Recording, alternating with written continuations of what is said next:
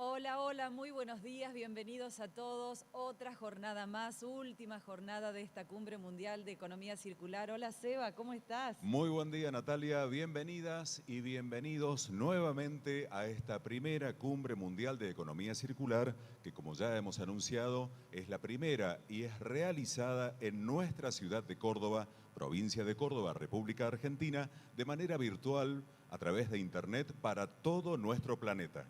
Y bueno, hablando de nuestro planeta, hablando de redes, por favor ingresen a cumbremec.cordoba.gov.ar porque allí ustedes van a conocer la grilla completa de lo que va a ocurrir a lo largo de la jornada de hoy. Y por cierto, en cuanto a todo lo que ocurrió ayer, realmente muy agradecidos por las repercusiones, por la cantidad de seguidores que hemos tenido. Y algo que quisiera destacar, la charla de Gunther Pauli desde Suiza, en vivo, fue algo realmente imperdible. Si la quieren volver a ver, ingresen a este sitio oficial porque allí la van a encontrar. Allí está, para que busquen en Instagram, para entrar en el canal de YouTube de la MUNI. Esto queda allí guardado para ser consultado, para ser revisado nuevamente y para ser disfrutado, porque realmente fue muy disfrutable lo que pasó ayer. Exactamente, y para que sea posible de llegada a todo el mundo, este evento es traducido al portugués, al francés y al inglés. Y también, bueno, tenemos el lenguaje de señas, ¿no? And also there's sign language interpretation so that the circular economy concept can actually encompass everyone. Circular economy in the city of Córdoba is here for good. And it is the result of the work we've been doing for a long time now. Different stakeholders have developed different sustainable production experiences, and through our current administration, we're actually driving the community into this new production model. Since its creation, Bio Córdoba has developed different activities with all of the chain And the first summit on circular economy was the step to create the cluster of circular economy in our country. Different agreements were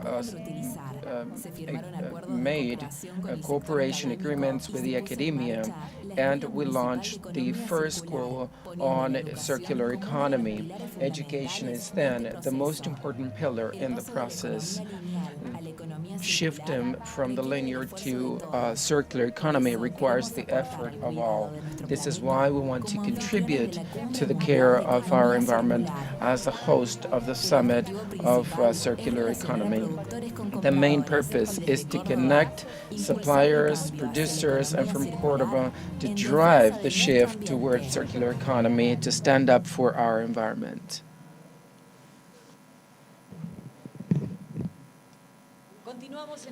So we'll continue with today's agenda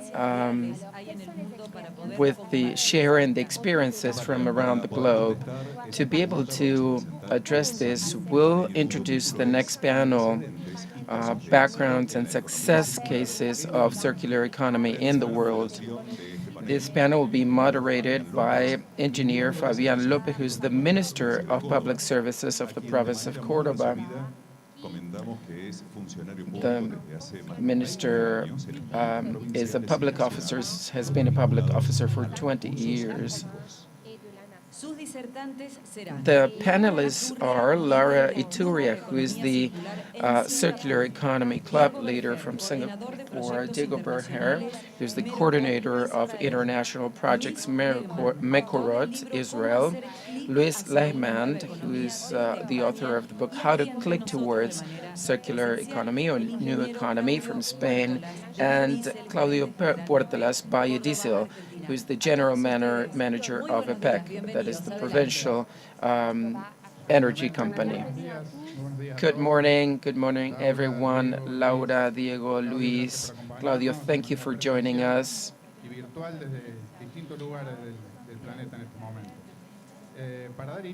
To begin with the panel, we'll first begin with the presentations. First, Laura Ituria from Singapore. Laura, the floor is yours.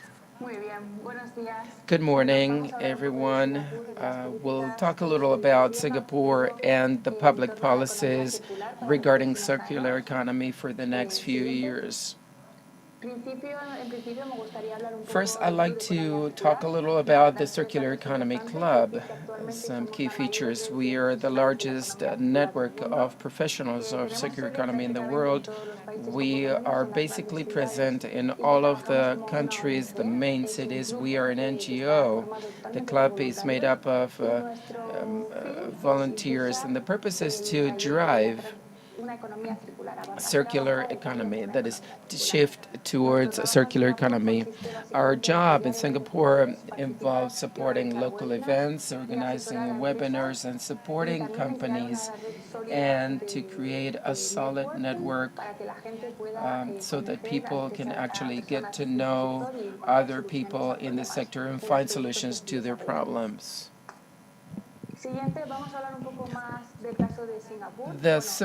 The case of Singapore, you may know that Singapore is a very small island located between Malaysia and Indonesia.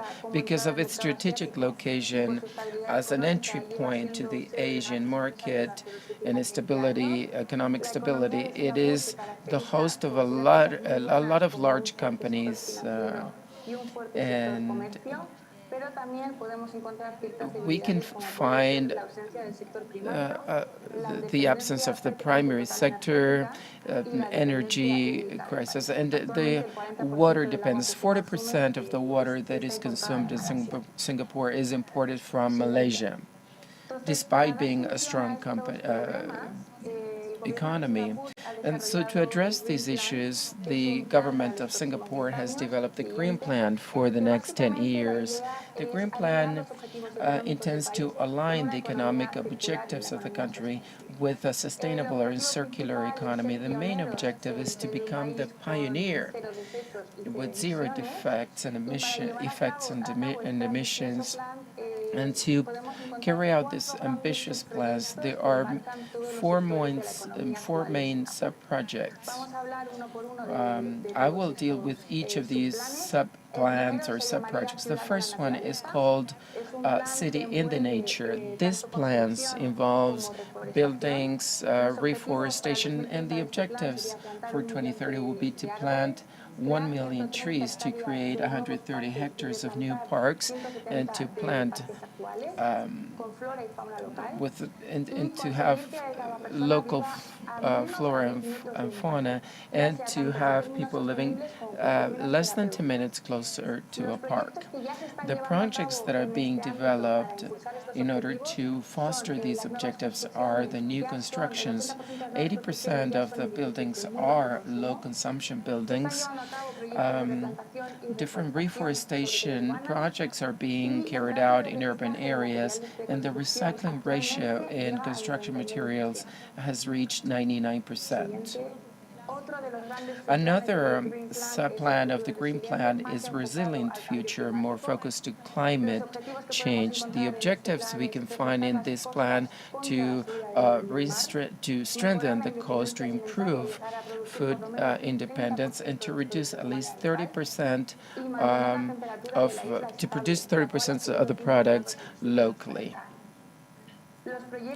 The projects that are ongoing as regards these objectives are preservation of fauna and flora, vertical agriculture that have become really important in Singapore. The country's objective is that every building can actually produce and grow the vegetables that are consumed. Other dairy production, chicken production projects are also ongoing, and this is a solution that would be actually avoiding then or preventing a lot of issues as we can produce as long as we can produce our own food. Another important sub-plan in the Green Plan is the sustainable lifestyle. This project involves transportation, the number of waste also we generate individually and collectively. The objective of the plan is to have 75% of the transportation in public transportation. Currently, 60% of the transportation is public, and so we want to also double the number of bike paths, and we want to reduce the amount of waste that are sent to landfills by 30%. We basically have electronic waste, food waste, and packaging waste. Each of these types of waste has a specific project. For example, electronic waste is the provider, the supplier extended responsibility. So the suppliers or the producers are responsible for the products. And then the food waste, we intend to reduce, for example, coconut peel or pineapple peel as raw materials for cosmetic industry. And as regards packaging, there are many projects in bioplastics and plastic development based on plants.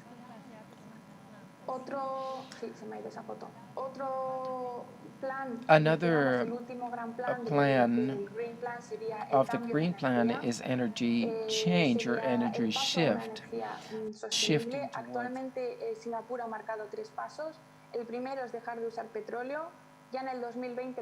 stop using oil. Gas consumption was 90%. The next step is to shift to solar energy to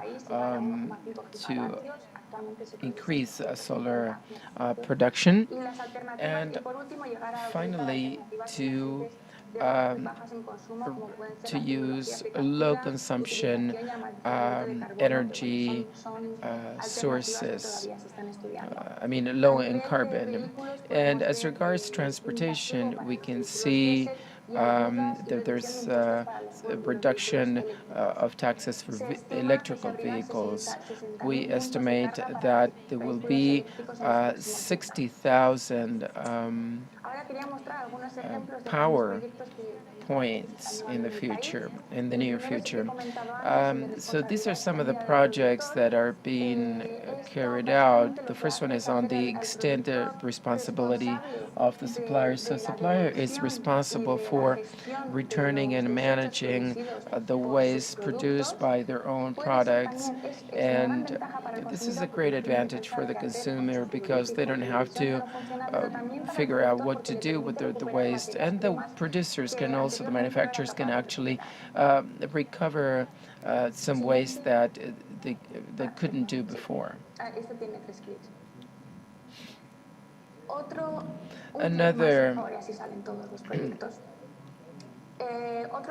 Another project we're working on, since it's an island with very little or few natural resources, is urban mining. That is the recycling of electronic appliances and devices to recover its materials, either precious materials or other materials that can be reused in other products or other processes. So this is very important in Singapore because we can have access to materials such as lithium or gold. And there are three main projects. The first one is CARS, that is a lab between the Singapore NTU, the university, and Recycle is the second project. Two large companies in the country, the telephone company and the post company, to collect electronic devices across Singapore. And thirdly is a company that is devoted to the recovery of electronic waste and precious materials and reusing parts of electronic appliances. Another important project is the water infrastructure, circular infrastructure of water supply. There are three main sources. 40% is imported from Malaysia, 2% locally harvested. I mean, the second, not 2%, but the second source is locally harvested. And there's also a desalination plant. And so these basically sources, we want to improve this so as to not to import so much water. And there's also, we're planning this water treatment infrastructure. And finally, this is the Tuas Nexus plant, is waste management plant.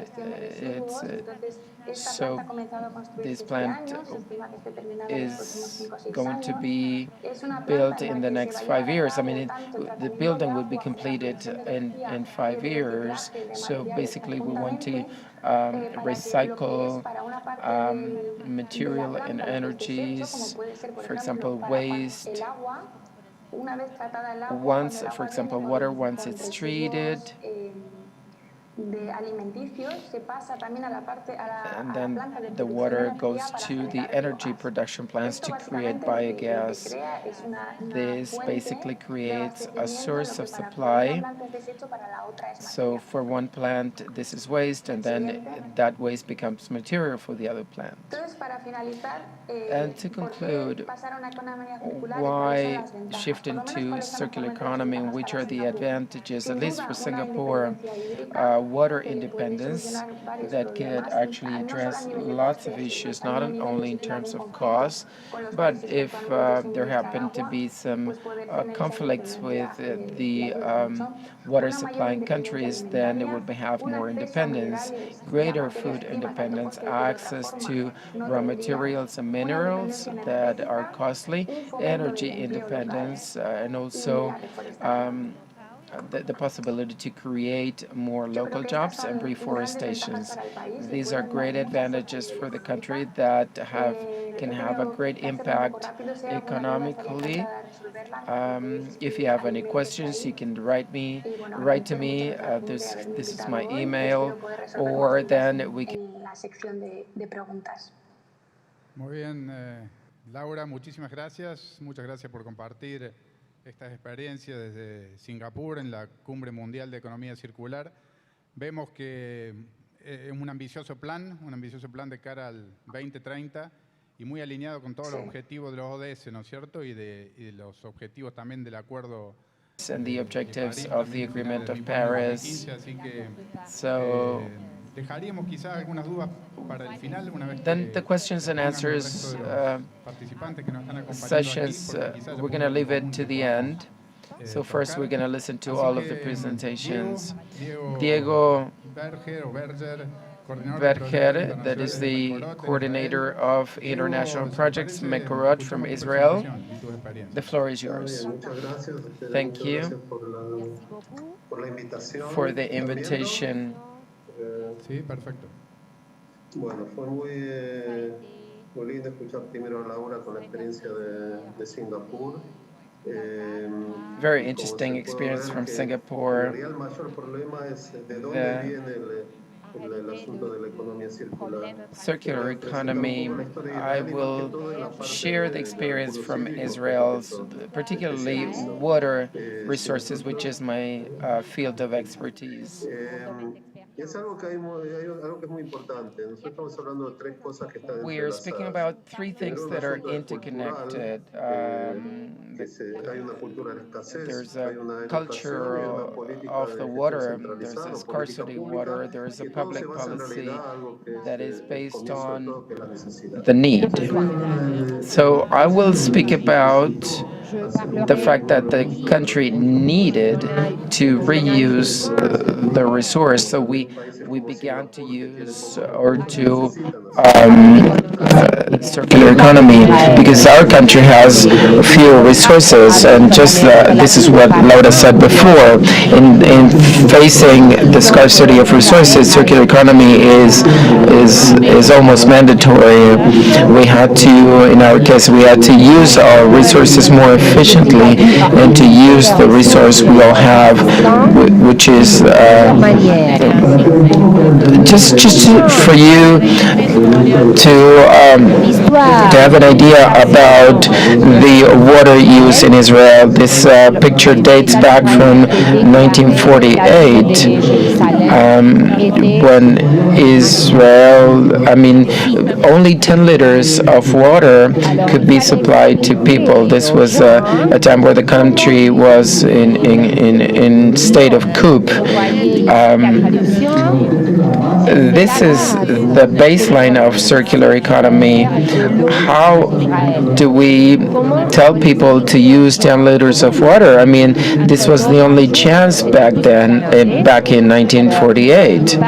They had to use part of this water to clean, to cook, to clean the dishes, and the rest they had to store it. And the water used, for example, to clean the dishes, they had to reuse it, put it in a bucket, and that water would be used, for example, to clean the bathrooms or probably to wash the clothes. This is how, back then, we explained to the people how to reuse the water. And there are four main pillars that made circular economy successful. The first one is it's a first legislation that is we call it the water measurement legislation, that is that states that water that is supplied has to be measured. It has to be bottom line. This legislation was enacted because the water that was supplied had to be measured. It could be water, but it could be also energy. What is not measured cannot be managed. So water for agriculture in 1955 had to be measured. The second piece of legislation is the water legislation that states that water is a public good and should be managed by the state for common good. So water is not a private asset, and this has to be managed for the good or the welfare of everybody, not for a specific sector. And that there's the third piece of legislation, and that there's a single entity that is in charge of managing the water resource. And the fourth piece of legislation is that the water sector is it supports itself.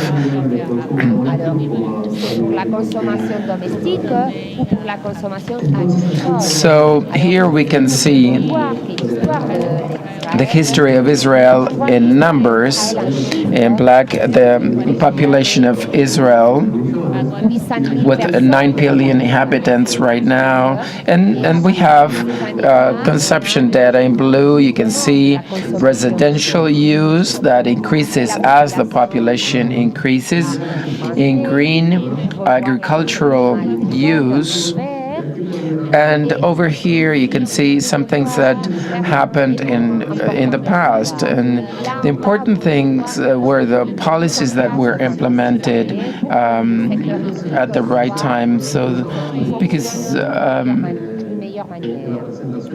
in the previous presentation, Laura talked about reducing consumption, and here is how to reduce water use and become more efficient. So, first of all, for example, in terms of irrigation, we did pressurized irrigation, and since the 70s, we began to use water, to reuse water for irrigation, and since the 80s, we had to reuse effluents, which is actually an early example of circular economy in Israel.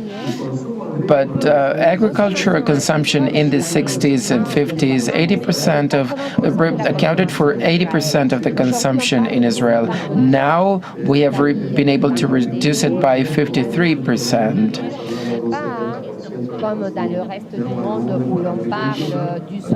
And so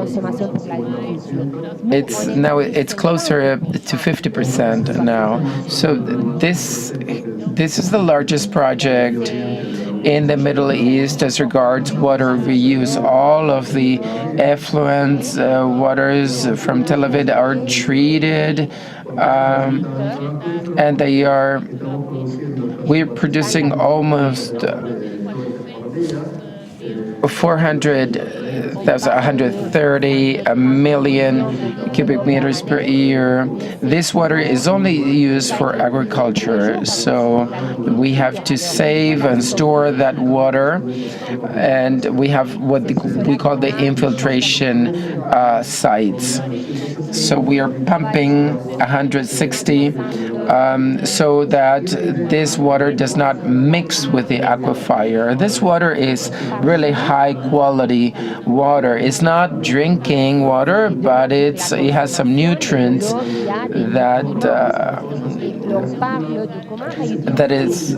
so we are using the nutrients from the effluents.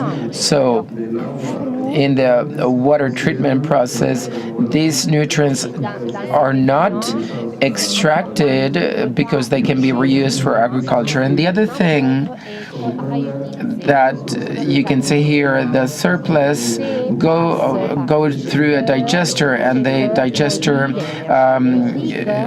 creates energy, electricity, and 70% of the energy from the plant is produced by the digesters.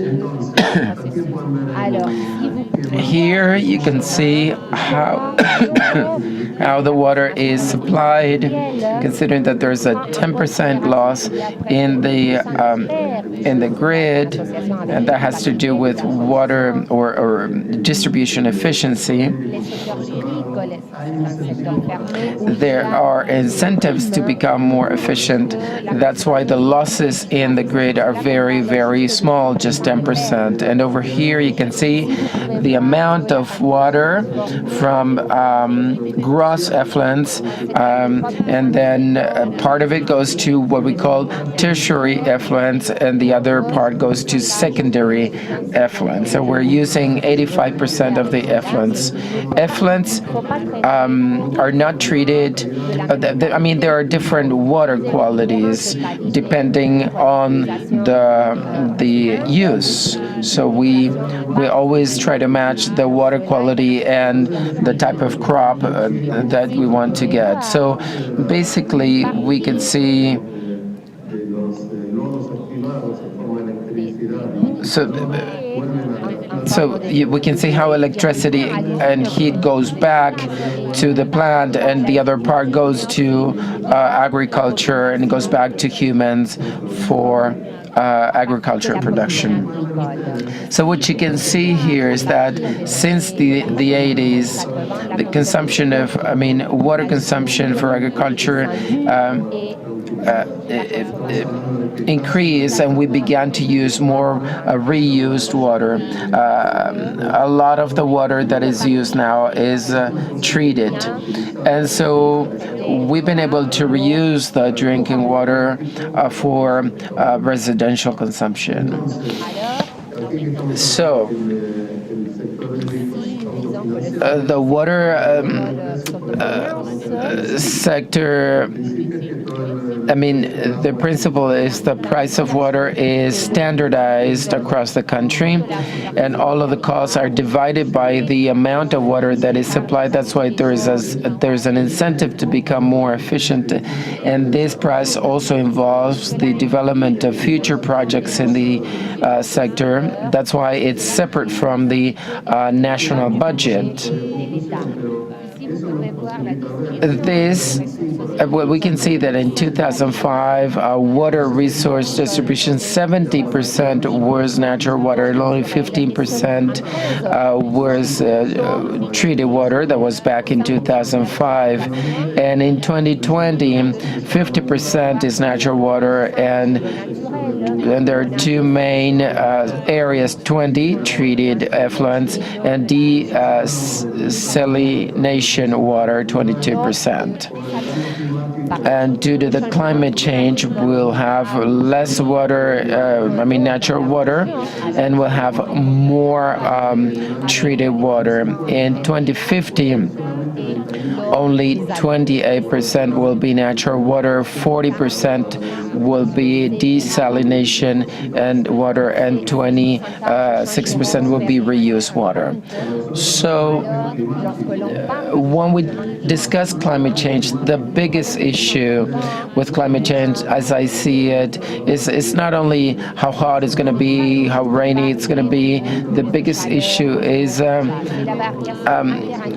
interannual. We'll have more years with floods and more years with droughts. So we'll increase the uncertainty, the amount of water we'll have. So to mitigate this, or to narrow this gap, we need to use technologies to reduce this uncertainty. So what we see is that technology can help us become or be less vulnerable as we face climate change, or to become more efficient in terms of resource use, and to use less the resources, so we'll be less vulnerable. This is a project we did in Europe regarding treatment and agricultural reuse. And these are, to us, the main keys to success. First, a centralized management policy. Second, that there is a scarcity of regional water. Third, there's, education. a lot is invested in education and water culture. There is solid legislation, water price, and there is the necessary infrastructure for reuse. Another important thing is that there is reliability between consumers and the regulatory bodies and the government. With this, thank you very much for your attention. If you have any questions, thank you, Diego.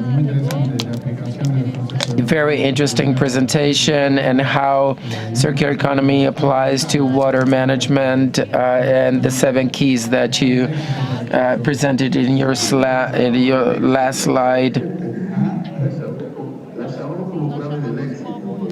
We call it like the keys to success, right? Yes, and this is what your results actually show that. Since we're running out of time, we will now give the floor to Luis.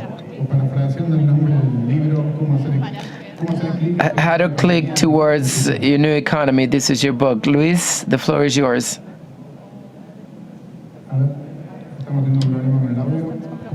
You're on mute, Luis. Te podemos ver, pero tenemos un problemita con el audio. Fíjate, por favor, si hay algo en la compu que tocar, algún botoncito que quedó pendiente. Cosa que pasa, ¿eh? Ahora sí. Gracias. Thank you. I was just saying how grateful I am to be here in this panel. And then I will continue with, the water resources. And I think it's my role today is to provide a sort of a global perspective and describe some things that are going on in different parts of the world, particularly in Latin America. So we may have seen this slide on the left, the different crises we have ahead of us. So we are exiting the first crisis, COVID-19, and then the war recession, and then climate change as the huge crisis that as a result of the report of the United Nations that was released last week.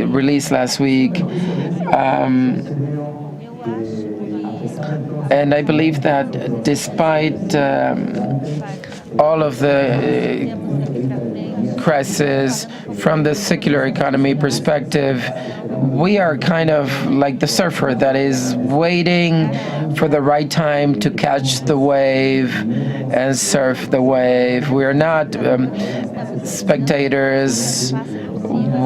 Circular economy comes right at the right time. And this is why I acknowledge the work done by the municipality of Cordoba and the different governments that are entering into this movement of circular economy at the right time and also at the right scale. I mean, the city scale, the city level, because they are closer to the citizens, so they can actually, pass the right legislations. Last week,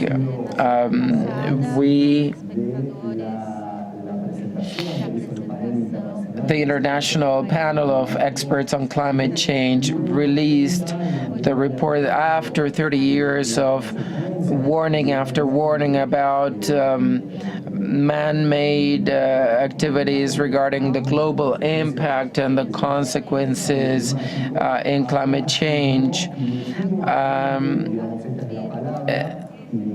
The report confirms our role, the role of mankind in these climate changes. And And this is what is coming up. I mean, the consequences we could undergo, the global consequences, and climate change is very important. Obviously, in the last few years, there have been some news. For example, leadership shift in the United States. China has decided to also join, and they proposed a decarbonization of their economy.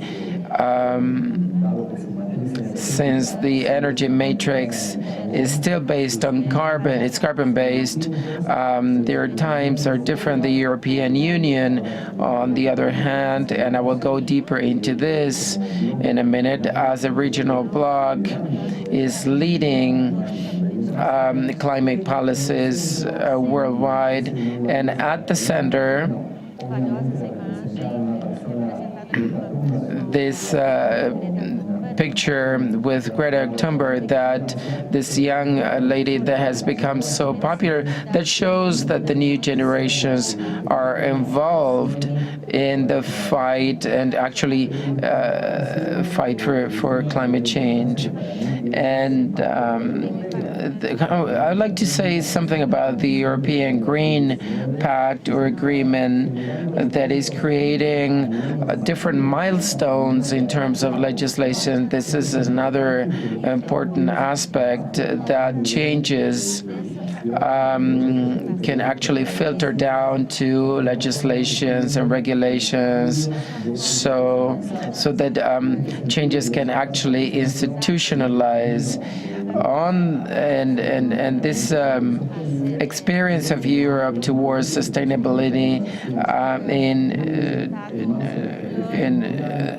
different projects and climate legislations and circular economy action plans. In last March, there was a farm to table. So all of these concepts that were mentioned in the different presentations, food security and sovereignty and so on, from the farm to table to the strategy of the European Union on biodiversity, another crisis we have ahead of us.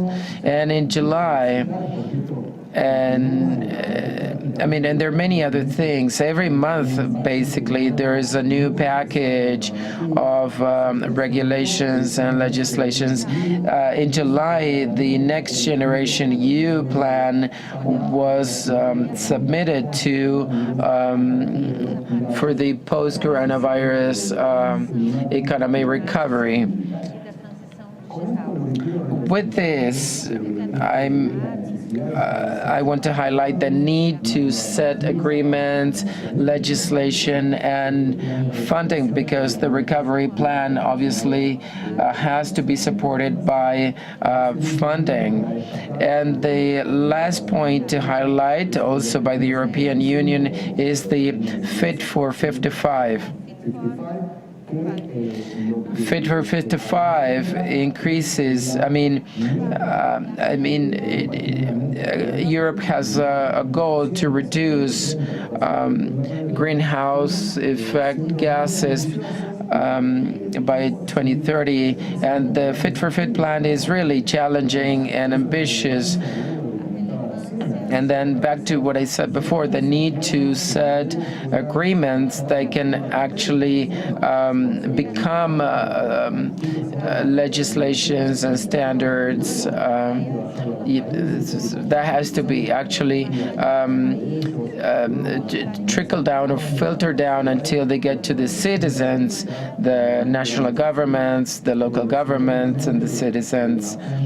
The plans aim at, or Fit for 55 aims at reducing emissions. And finally, these are the different scenarios in Latin America, because Latin America has also joined this movement of circular economy, this new paradigm regarding resource management, and waste is just one of the resources, water, logistics, energy. These are resources that we have to improve regarding use and consumption and become more efficient.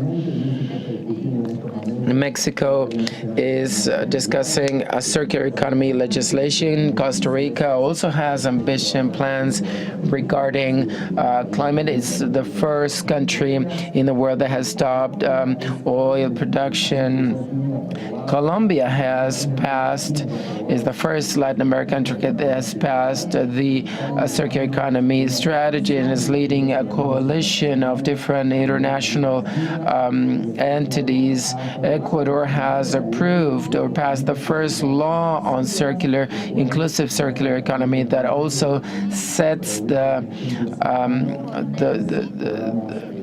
horizon or the stand for the future. Peru also has ambition proposals, has worked on with different industries such as food, fishery. Chile is another country that is pretty much involved in resource management. And not long ago, they passed also their circular economy strategy that focuses on sectors of mining, construction, so that circular economy actually reaches these places that are really relevant, as I said before. I mean cities, small communities, so that circular economy can actually trickle down from the model down to public policies and solid actions. And Argentina is also taking the first steps on circular economy, particularly regarding industrial waste management. Uruguay, Paraguay also have made progress in this regard. I'd like to conclude with the importance of regional governments and local governments as drivers, and that the governments that probably were more connected to other activities in the cities, but now society is demanding further action. So the message is that the world has changed, despite we're not probably fully aware, because it is very difficult to see changes when we are in the midst of change, but those governments can actually face the challenge and use these tools such as circular economy will be able to reach sustainable development that is fundamentally meeting economic development, social development, and environmental development. With this, I'd like to thank you for your attention, and then, I'll be open to the Q&A session. Thank you, Luis. Thank you for your participation in the World Summit on Circular Economy. There are many things to say, I believe, but we're going to wrap up with the Q&A session. Excuse me. Before that, we'll give the floor to Claudio Puertalos so that he can give us his presentation. Good morning, and thank you for the invitation to participate in the World Summit on Circular Economy. I'd like to quickly have a look at this presentation. EPEC, that is the provincial company of energy from Cordoba City, is in charge of producing and distributing energy, and we reach over 1 million users, covering the whole province. Also through cooperatives, we practically reach the entire province. The project I'd like to show here is a project for self-production and self-consumption of biodiesel.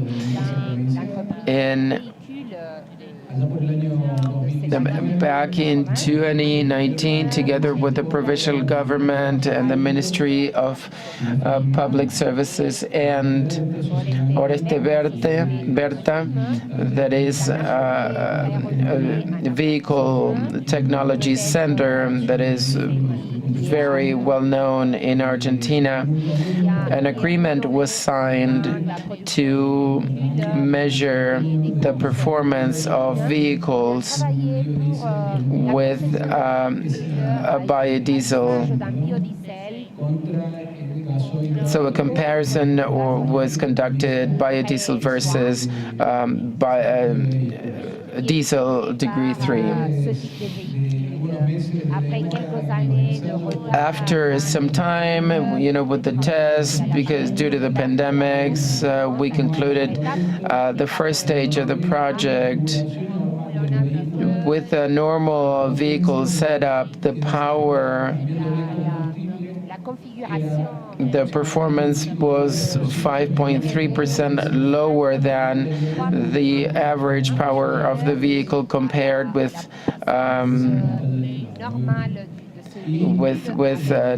standard gas oil, and fuel consumption decreased. So from Oreste Berta, they modified the engine control measurement. It was reprogrammed so that the vehicle power did not decrease, and we can see this in the curves.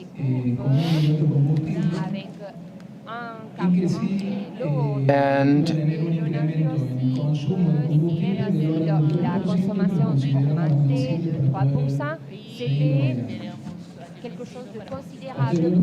after this, and this year in April, the provincial government launched a biodiesel consumption program. This was presented in this year, and the slogan of this project was towards a new energy matrix that is local, sustainable, and healthy. Local means that Cordoba, even though it's a strong user of hydrocarbons, because it's an industrial province, we don't produce fossil fuels. They are imported from other parts of the country and from abroad. And it's a large agricultural producer. And so we could use this to produce biodiesel that is sustainable and healthy because of the emissions.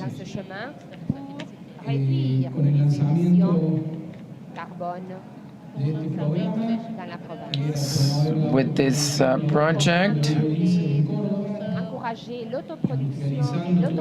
we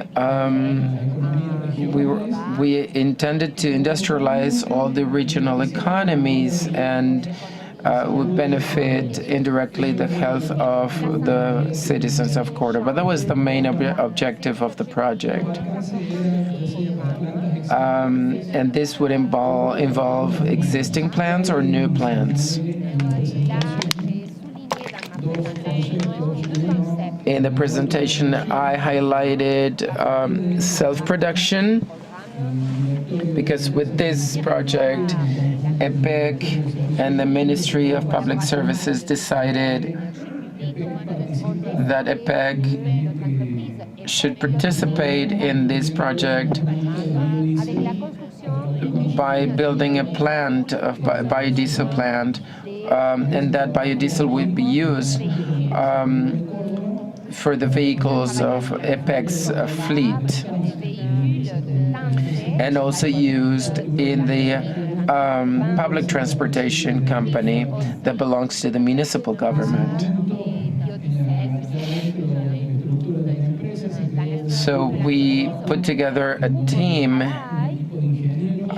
of engineers, began to set or define the best technology to be able to supply the company's demand, around 700,000 liters of gas oil per year,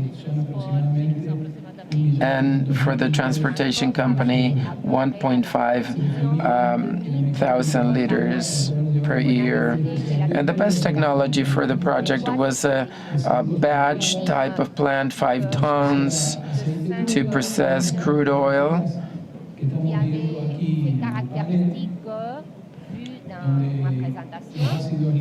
So that free acids could not exceed 1%, moisture 2%, phosphorus-free impurities, and peroxides 10.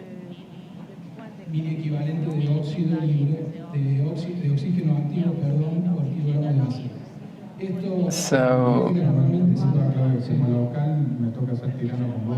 I'm sorry, but we're gonna have to speed up because we're running out of time. So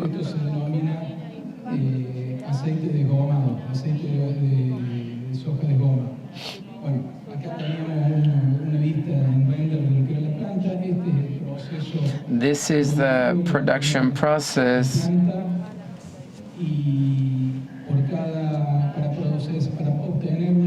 To obtain 1 ton of biodiesel,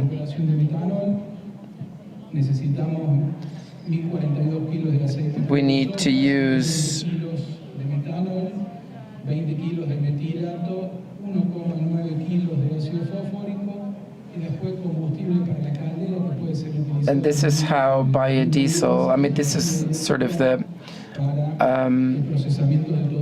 treatment or the cycle of biodiesel by ton.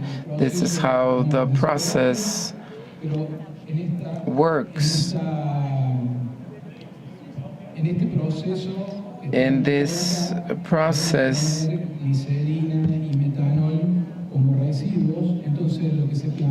what we considered is a recovery of glycerin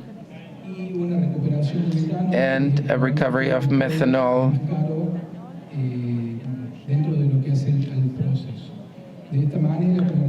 So with the recovery of methanol, we went from 150 kilos to 90 kilos of biodiesel with efficiency in consumption. This is the layout for the plant. This plant will be installed in a thermal unit facility.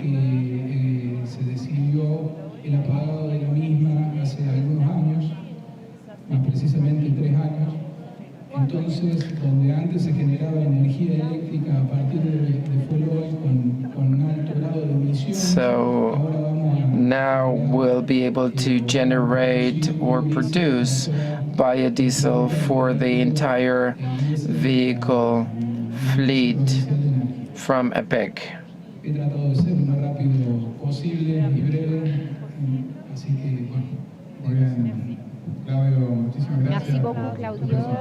Thank you for your presentation.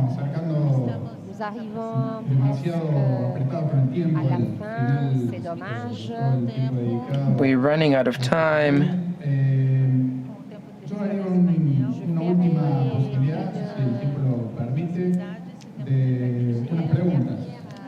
So we're going to have a questions and answers session, 1 minute each.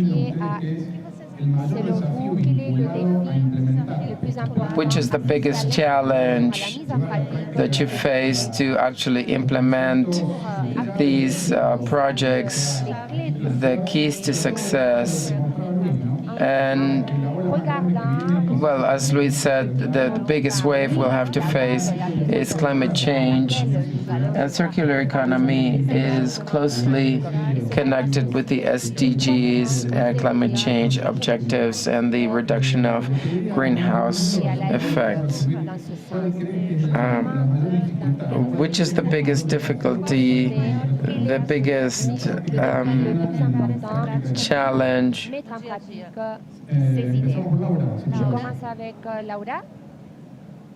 We'll begin with Laura. Le microphone est éteint, Laura. Ok, désolé. So, the challenge is, I think that from the economic standpoint, implementing these projects and the challenges we can have as a government are basically the costs of implementing circular economy because the starting costs are pretty high. Although they are recovered in the medium and long term, other challenges that we can be faced with, mainly economic challenges, because in Singapore, for example, waste recovery is really important, but these projects need to be economically efficient. Those projects that are not economically efficient, then they are not implemented, and then the recovery in the short medium term. Exactly. So at the consumer level, individual consumer level, of course, I mean, we're very accustomed to a comfortable lifestyle and reducing the number of bags or packaging that we use. These are small actions that take time. I mean, we need time to adapt. It's difficult to accustom to not being that comfortable. Without a doubt, getting out of the comfort zone is always a challenge, and sometimes the engine to get out of that comfort zone is need, which is what you said when you had your presentation. Yeah, that was the beginning, and I said in Israel and other countries in the world, that's different because here we have that culture because of a need, but the state evolution was important. We work outside from abroad to do long-term master plans, and what we see is we need to change people's culture. We need to change the existing habits. We need to change the way people think, and also to trying to fight for the system's interest. We have a plan at 30 years, and it's very difficult to change the way people think. And as Laura said, trying to get them out of their comfort zone. Those who have benefits, they don't want to let them go. And it's a very complicated thing to do, to take people out of their comfort zone and say, okay, this is where we're at. We need everybody's commitment in order to install these changes. Yes, I think we're all going to agree on that, Diego. And we'll give the floor to Luis now. How would you face that huge wave? I cannot depart a lot from what was said, because everything that was said about what we need to do about a new economy, impose of a new economy, it has to do with the cultural change. And as citizens, as people who live in this planet, places us as human beings in the center. We need to transform that need into action. We, at global level, we have all the tools in order to to make that step. We have the technology. That's why I know that we need to go deeper. What I mentioned before in my presentation, the agreements. so that they can be brought down to actual actions. If we can align the planets, we're going to be able to have an economy that is much more sustainable, much more human-centered, much more collaborative, much more inclusive. So I think that is the challenge, to try to have this experience this year and a half and to see if we can come to some conclusion and to walk together. Okay, Luis, Claudio.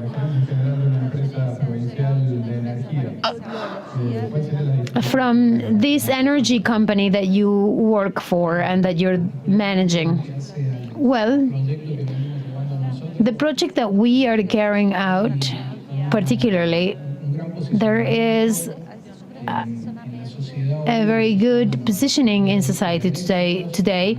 People understand what electric vehicles are all about, and we, as an energy provider, we need to go in that direction. We think in BEC that they are complementary. Electric cars and electric mobility and the consumption of biofuels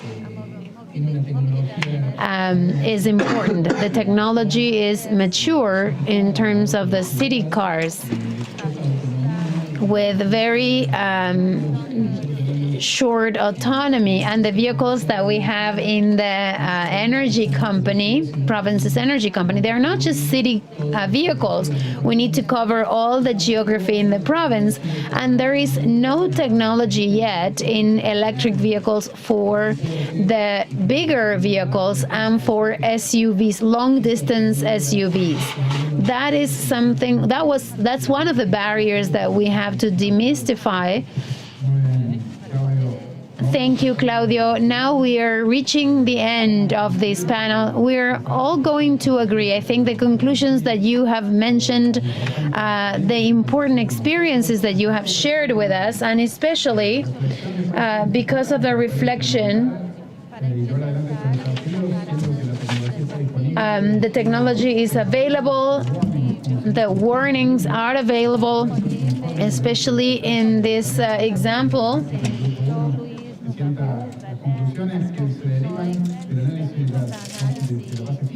And the physical analyzing more than 14,000 papers, as you said, there is no doubt that we have a responsibility in our economic social development.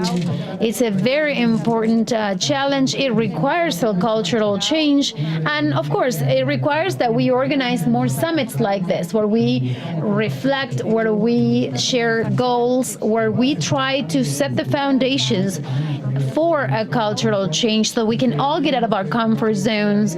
So as Diego said, the need is there.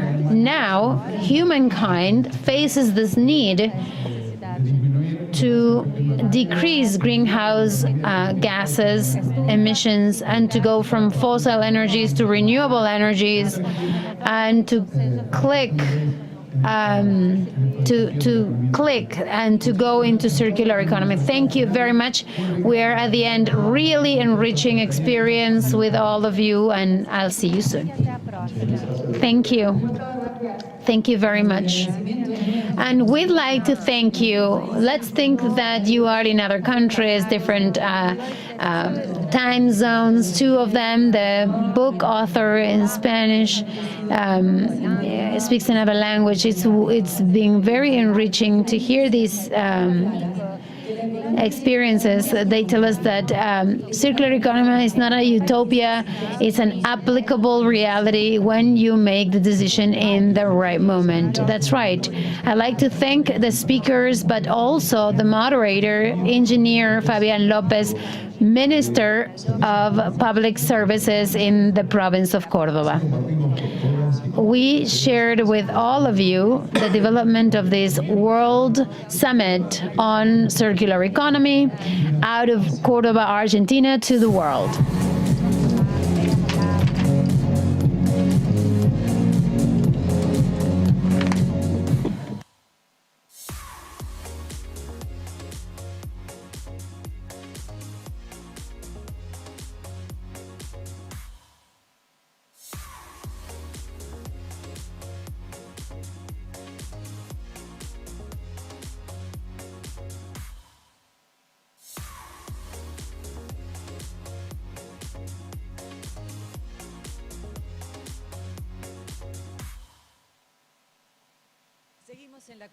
Nous continuons dans ce sommet mondial d'économie circulaire. In this World Summit of Circular Economy, we're learning a lot. We're learning words too. Remember when we talked about the word globalization? The possibility of going from one place to the next, of exchanging goods and services. Maybe the pandemic helped us rethink that word and to introduce a new one, which is globalization.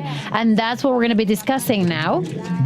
The topic here is globalization's experiences situated in implementations of alternative resources.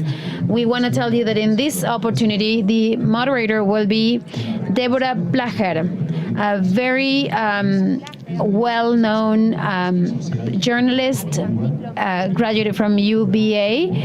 She works in Modo Placher Rivadavia radio station. She's a journalist in El Cronista, and she's now a journalist in Nación Más. Welcome to this wonderful journalist, and thank you for being here. The speakers will be Joseph Marietos Borràs, former director of the Catalunya Waste Agency and president of ACR Plus Spain.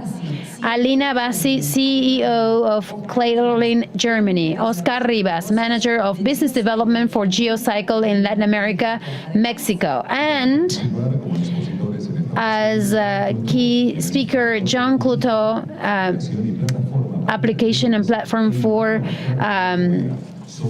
small companies.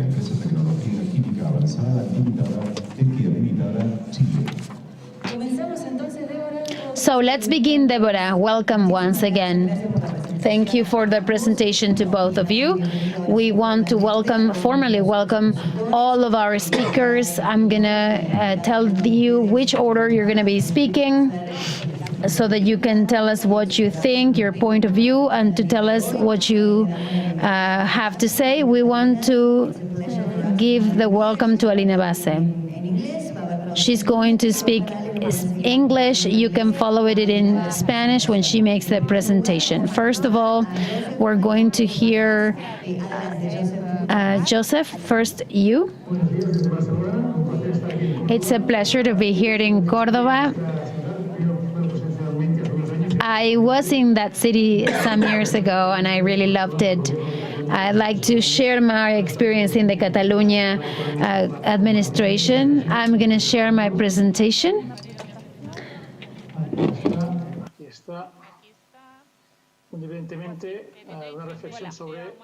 So I'll talk about the society, the challenge we have as a society. Circular economy is not about fashion, it's a reality. And we know that we have to transform. As you know, Catalonia is a small country, 7 million people, such as Barcelona with 1 million people. We lost Messi, but Barcelona is still a good club, an international club, and it's clear that circular economy is something that we need, and we have to act quickly. There is no time to lose. Our experience is very interesting. We come from a very complex situation. This is an open dump in Catalonia, and there are political intentions of change. Without that, we can never go into circular economy. And we need to involve everybody, the political stakeholders, the public stakeholders, the private stakeholders.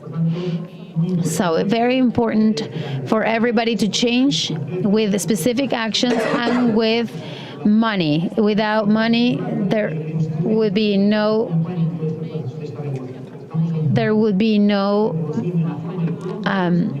possibilities to change.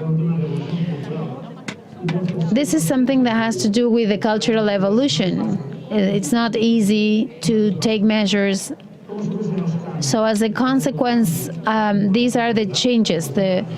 The changes in the legislations are very important. We need to plan the infrastructure and solutions with the private sector and to leverage those tools. Without tools, legal tools, economic tools, the society is never going to change. Everything is a cycle. Our experience in Catalonia, we make this change through the waste agency. a public agency in Catalonia that controls and plans all types of recycling and all types of management of all types of waste.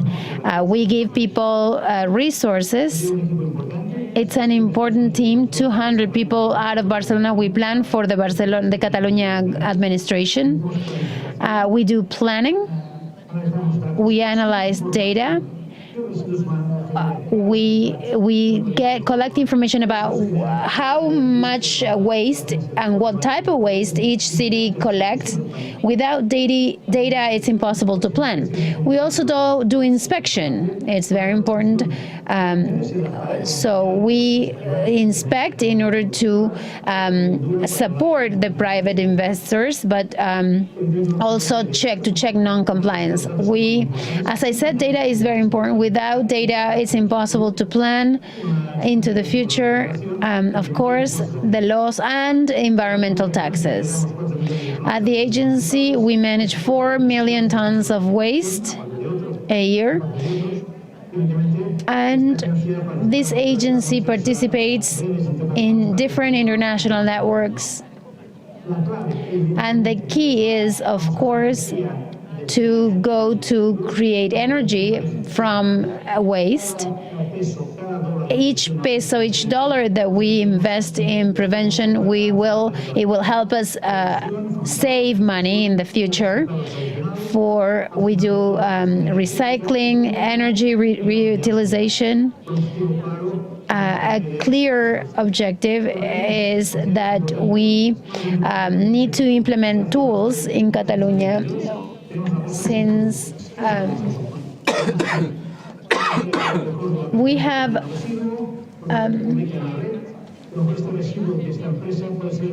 a company called Residue Recourse that is like a marketplace, an exchange point that generates rubber caps. It's an exchange that works really well. This is key. We have a lot of experience to involve everybody who produce and generate waste, how to minimize and to help them manage waste.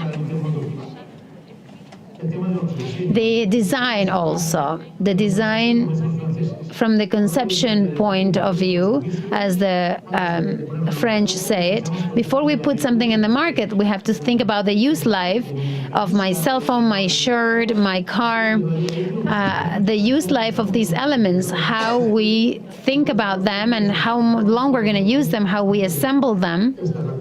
That's the key. There is an observatory where we have all the public-private agents on circular economy, and to have a Catalan company,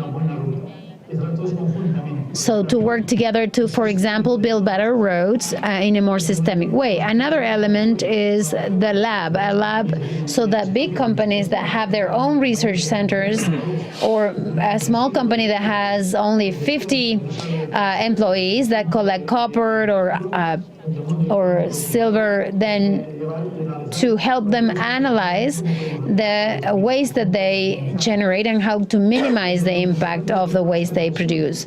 We also have a waste cluster where we group the clusters, those that universities together with the private companies, transportation companies, all of them work with the waste that is being collected to share knowledge, research. We also have the monitoring, and the key in Europe, we have the sanitation network. In a country like, for example, like Germany, the landfill is forbidden. It's impossible if the landfill is not possible, is not possible to do, nobody's going to invest. It's possible to do. No one is going to invest in circular economy. That's something we need to analyze. In 2024, we need to have a law approved for taxes. So the payment will be to invest in technology and in research. On the other hand, citizens and companies need to pay a city fee for waste management. And then citizens need to pay more if they generate more waste. You cannot have a flat rate. It's clear that solutions need to be global. The key is to have a political consensus. Another important thing is the economic support for cities and companies. Without help, cities cannot do their job correctly. They cannot collect, for example, waste. Companies need to invest in new technology to collect waste. And to end, communication is important. We need to convince everybody, all the stakeholders, private and public, that this economy is what's coming. We need to reinforce the idea of recycling electronics and the law, a new law adapted to the new reality. And a practical example, public procurement in administrations all around the world. In Europe, it's 14,000 public procurements. We just published in Catalonia that all private and public works need to be RFP'd, and they need to have 5% of their waste managed with obligations. Of course, the obligations were not easy to manage with all the stakeholders. Opportunities are very important. And why do we do this?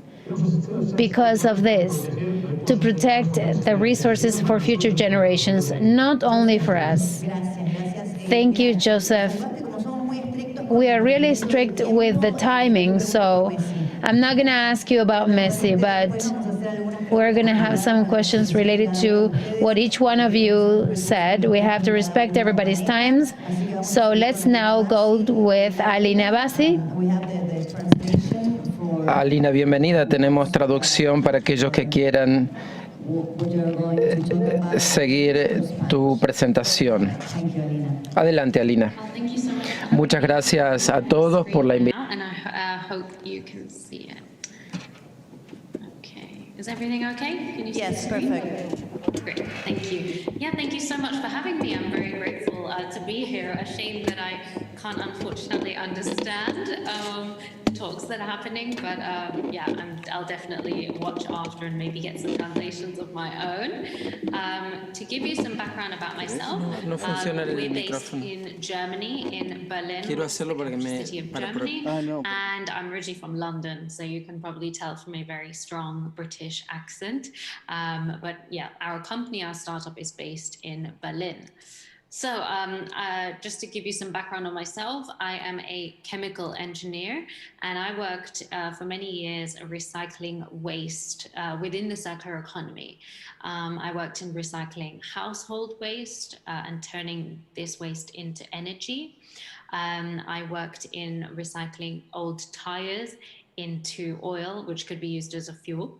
I also worked in coffee waste, recycling old coffee grounds into biofuels, coffee pellets, coffee oil, and all sorts of other things. And now my concentration within the circular economy space is on clothing waste. So after studying my degree, I worked in this sector for many years, and now Kleiderly has been featured in many different PR outlets such as Forbes, Vogue, Deutsche Welle, Wired, and all sorts. So really excited to present to you today my company, Kleiderly. So the company Kleiderly actually started with a trip to Tanzania in the east of Africa. And during this trip, for me as an engineer, it was my first time seeing clothing waste. And I'd worked in the sector for 7 years. I had seen so many different forms of waste and seen how you could reuse it, but I hadn't seen clothing waste. So it really got me thinking, what are happening to all of our old clothes? Where is it going? Is it being recycled? Is it being donated? What happens in Tanzania? And I was really sad to see that in Tanzania itself, they are bombarded with thousands of kilograms of clothing that's come from the EU, that may have come from the US or other developed countries. And we, as these countries, say that we're donating this waste, right? We're doing something good. But in real fact, they just get too much of it. And at the end of the day, all of the Tanzanians cannot wear all of the waste that we send them, because, 30 years ago, when maybe our parents' generation were donating clothing, they were donating clothing of really good quality, things that people can wear, things that fit nicely. Now, as you all probably know, after buying clothing, just 1 or 2 washes and it's already out of shape. It doesn't fit well. There's holes inside of it. So the country of Tanzania, and actually a few other countries, including Kenya and Uganda, actually tried a few years ago to put together a treaty to say, we don't want to accept these countries' clothing waste. But unfortunately, they didn't succeed very much. So when we donate our clothing, we think that we're going to give it to local charities and they're going to donate it amongst people who cannot afford clothing. But actually what happens in these countries is it's sold on local markets. So people still have to pay for them. And this is still obviously much cheaper than buying things that were new, but the problem is that it doesn't fit them properly, or it's actually making it hard for local fashion brands or the textile industry based in Tanzania or in other parts of East Africa to do well. And so this is what really got me thinking about this thought around what happens to our clothes. So the truth of the matter at this point in time is that we produce every single year 100 billion garments. And if you think about the number of people in this world, that's too many clothes per person.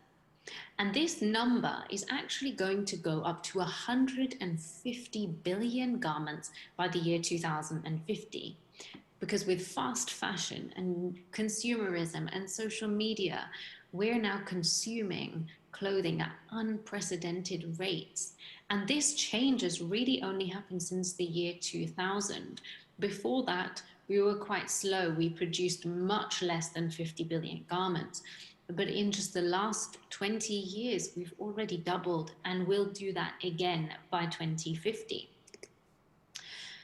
And unfortunately, most of this clothing does not get recycled. The truth of the matter, and these numbers are from the Ellen MacArthur Foundation, which is one of the most important within the circular economy space.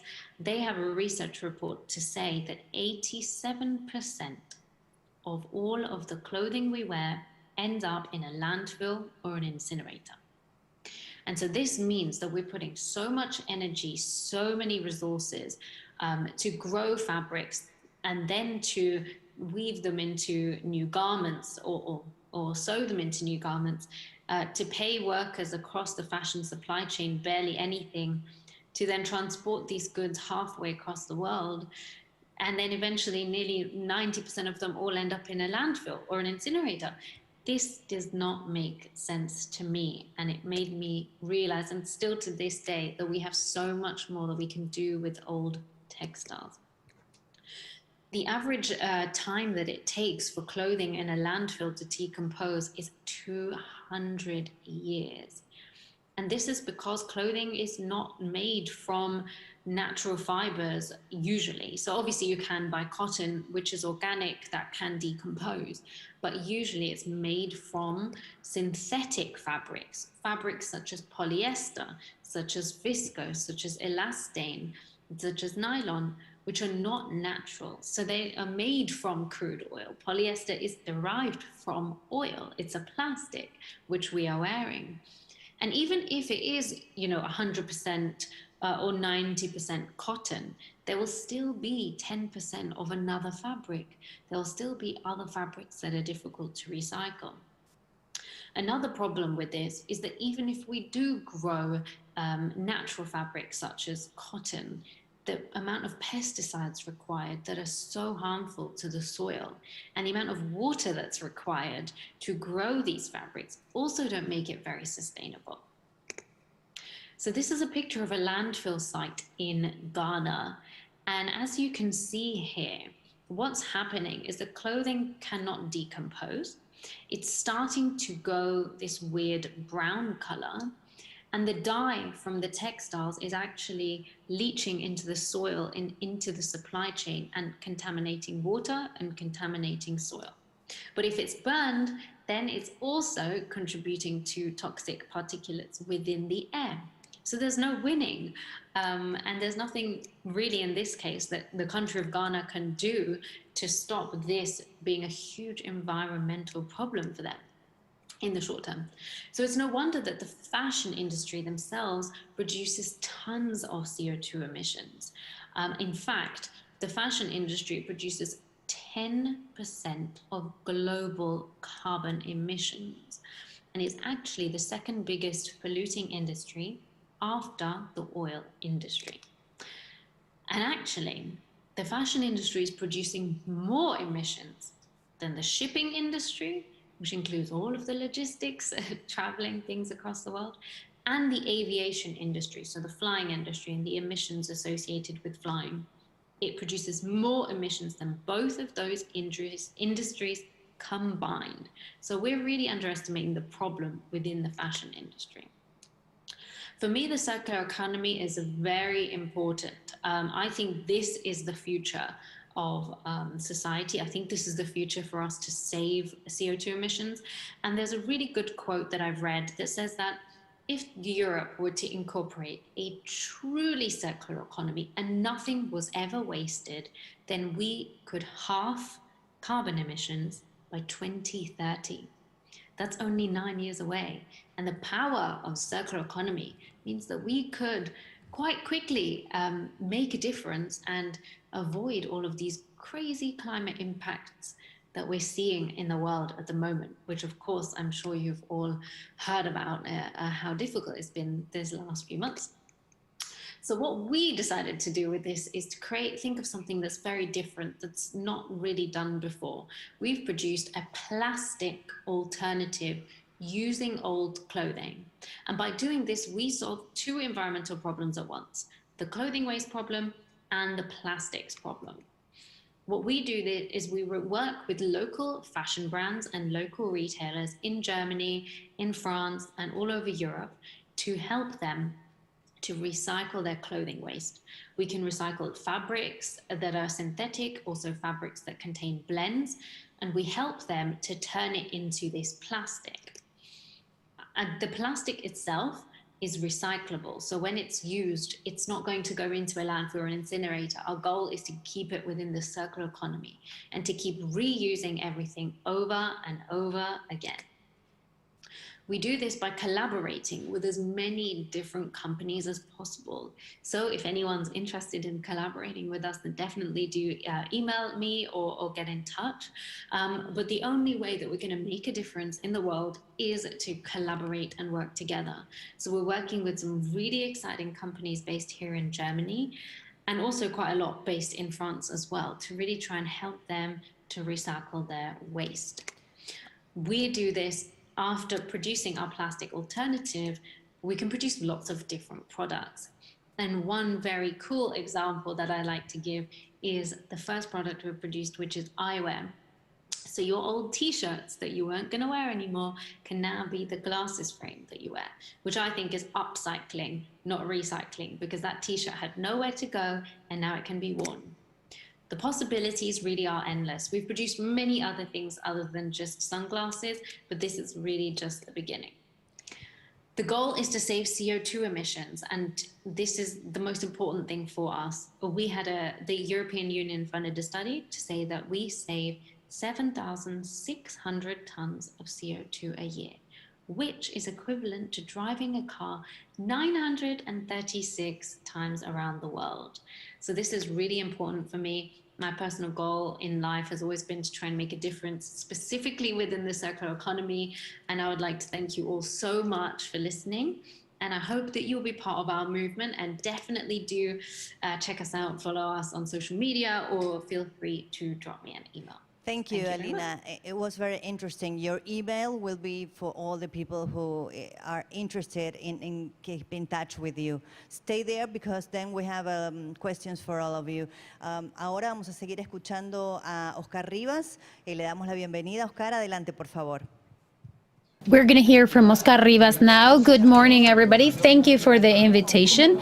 It's a pleasure to be here in Córdoba once again. I'll share the screen. Oscar and then John and Ivan. Please, let's try to respect the timing. Thanks, everybody. Can you see my screen? All right. I can talk to you about circular economy in the concrete industry, Geocycle from the Holcim Group globally, to tell you how we in the concrete industry can be a solution, a complementary solution to all the circular strategies that we have. So let's explain to you first who we are. Holcim is a construction material company. We have aggregated concrete, and we're active in more than 75 countries, a leading company in construction material, and the first company in our sector in the world that we have net zero emissions. I think all of us have seen what circular economy. I'm going to take Joseph's words. At the end of the day, it's a circular economy that makes waste to turn and transforms it, that takes waste and transforms it into a new product. Something that Geocycle knows very well about. Circular economy makes it possible for us to reduce up to 40% of CO2 emissions in the concrete industry and other industries as well. First of all, we need to see waste as a resource, to find different types of resources, mostly industrial, but also city and commercial resources, so that we can integrate all of that and transform that into concrete. We will reduce the use of fossil fuels and to have more alternatives that are low in carbon emissions. We have promised that by 2030 we're going to reduce the intensity of CO2 emissions, and that requires a lot of effort. We, it's part of our strategy of the net zero strategy, and we are implementing actual actions to impose that in the market. So what are we doing? Nowadays, we are world leaders in recycling and validation of waste. Last year, we were able to reuse 46 million tons of waste. That was in 2020. And we also have a public promise that in 2030, we will be able to have 100 million tons. How do we do it? At the end of the day, the concrete process has different stages, and those stages we can integrate waste that could be turning into the same problem. So alternative raw material at origin, and to transform that into clinker. It's a new concrete type of machinery, and then in the grinding of concrete, of tons and tons of concrete that they would have ended up in a landfill space or in an open dump. This is the way that Holcim has been working on to contribute with the planet, and we can take advantage of a process that already exists to make concrete and to integrate waste from other industries. And this is the part where we see waste as a resource. An important part of our process is to take advantage that we have a furnace that is under very well-controlled situations, more than 200,000 degrees centigrade. So we can burn incinerate all types of materials or wastes. So we have this here, the hierarchy of waste management. What is the process that we need to do? Because it's important to say we privilege all solutions that are in prevention, reuse, and recycling. That will be a tradition. But there are some waste that do not have a recycling possibility, and that's when we do comprehensive processing. The energy that this waste has as an alternative fuel, and to integrate ashes and everything that has to be fabricated or manufactured. We also introduce in the process all types of waste, and there is no subproduct. We produce concrete. And at the same time, it reduces greenhouse gases. As a case study, very interesting, something we are doing actually in Cordoba, Argentina, and in other parts of Latin America. We are working very actively to implement classification stations for waste, to separate waste that comes without any origin classification, something that Joseph said. Latin America, we don't have any incentives to promote selective collection. A lot of waste, everything that is being wasted at homes ends up in a landfill space. And so we need to divide organics from the rest of the waste to the light waste. Most of the time is packaging, plastic, cardboard, textile, all of it all contaminated because it came with all the trash. But that, at the end of the day, we can put it in our geocycle plants, divide them, transfer them to the Holcim plants, and to integrate them into the concrete cycle, manufacturing cycle. So all of this is waste that didn't have any type of hope for us to do anything with it. And with these plans that we have, for example, in Cordoba, and that we continue developing, we hope that in the next year we can prevent 25,000 tons of solid waste to end up in a landfill. This is something that we started last year, and we are extending the classification station. And in the future, we think that we will be able to recover a few plastic contents from this waste in order to have traditional recycling for that plastic, if that's feasible. At the end of the day, we are getting the best solution of circular economy. So for that waste that had no opportunities to be recycled, to be transformed into something else. They were going to be landfilled, and we classify them mechanically, and we turn them into a resource that can be integrated as alternative fuel in the cement process manufacturing process. We are doing that at a bigger scale. This year, we are expecting to recover and revalue 3.1 million tons of waste in the different countries where we have operations. And that's part of what we wanted to share with you, the way in which we can, as a concrete company, to contribute with the solutions of circular economy. And of course, I look forward to the questions. Thank you, Oscar. Very interesting to hear from you. Now, Jean Cloteau, we want to hear from you. Thank you for respecting the time so that we can continue with Ivan. Jan, you're up. Happy to be here and share this time with the community that is, and how important for us is human factor, working a lot on digital communities. Ouija is a platform that supports entrepreneurs. It is an initiative to use digital resources to actually move faster and continue to grow value. As we saw with Alina, it's very important to become interested in the world, particularly in those areas that is more difficult. A nice example from the vast country. I'm in Paris now. This is upcycling, and you can see here, this is the name of a ship.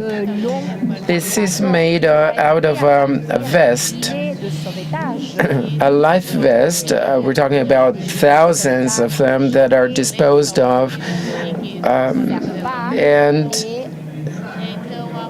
now from them, then they can be turned into other objects that can be used. And also, I mean, you can see like it's a fishing net. In 2021, 2022, circular economy involves in the human factor. That is how we can change behavior at the level of companies, particularly entrepreneurs, small entrepreneurs that play an important role.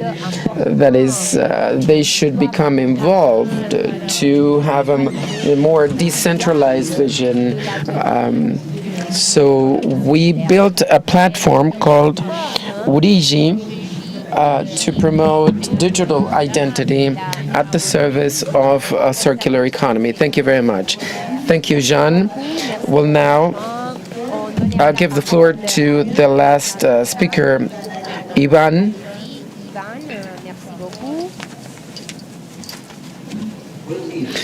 Good morning and welcome to Techia, Advanced Chemical Technology. Techia is a chemical company that is devoted to the development of products for environmental protection. In 2019, 2020, we received different awards as the best company on chemical development in South America. This week, we were informed that we were giving the award on environment in Chile, so we're very glad about this. Human beings, and we know that we are destroying lakes, rivers, the air, that is, we're killing the world for future generations. This destruction is related to the pollution we build on a daily basis. So we want to seek solutions to these big problems. The purpose of this presentation has to do with our latest development. Tecascata is a material catalyzer, so we can transform any dynamic waste, even oil waste, into biofertilizers. And this is done in 60 minutes. To really understand catalysis, it creates a chemical reaction. In other words, and to understand nature, it takes about 6 months to turn these matter so that plants can use them in their nutrition process without producing any damage to the environment. We can do this in 60 minutes without undesirable effects such as odors or other infections. Tecascata also prevents the formation of greenhouse gases, which is a huge problem that does not have any possible solution. Our biggest impact is to take any organic matter and to immediately transform it into a biofertilizer, thereby eliminating all of the problems mentioned before.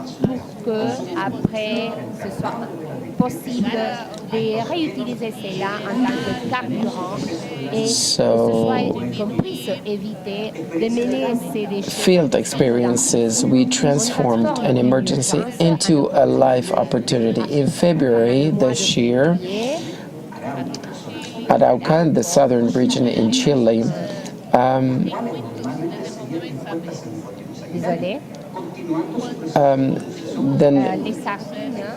there's the fishing of sardines. That what we did was we transformed this problem into a solution by catalyzing 300 wasted sardines, so they became a powerful biofertilizer.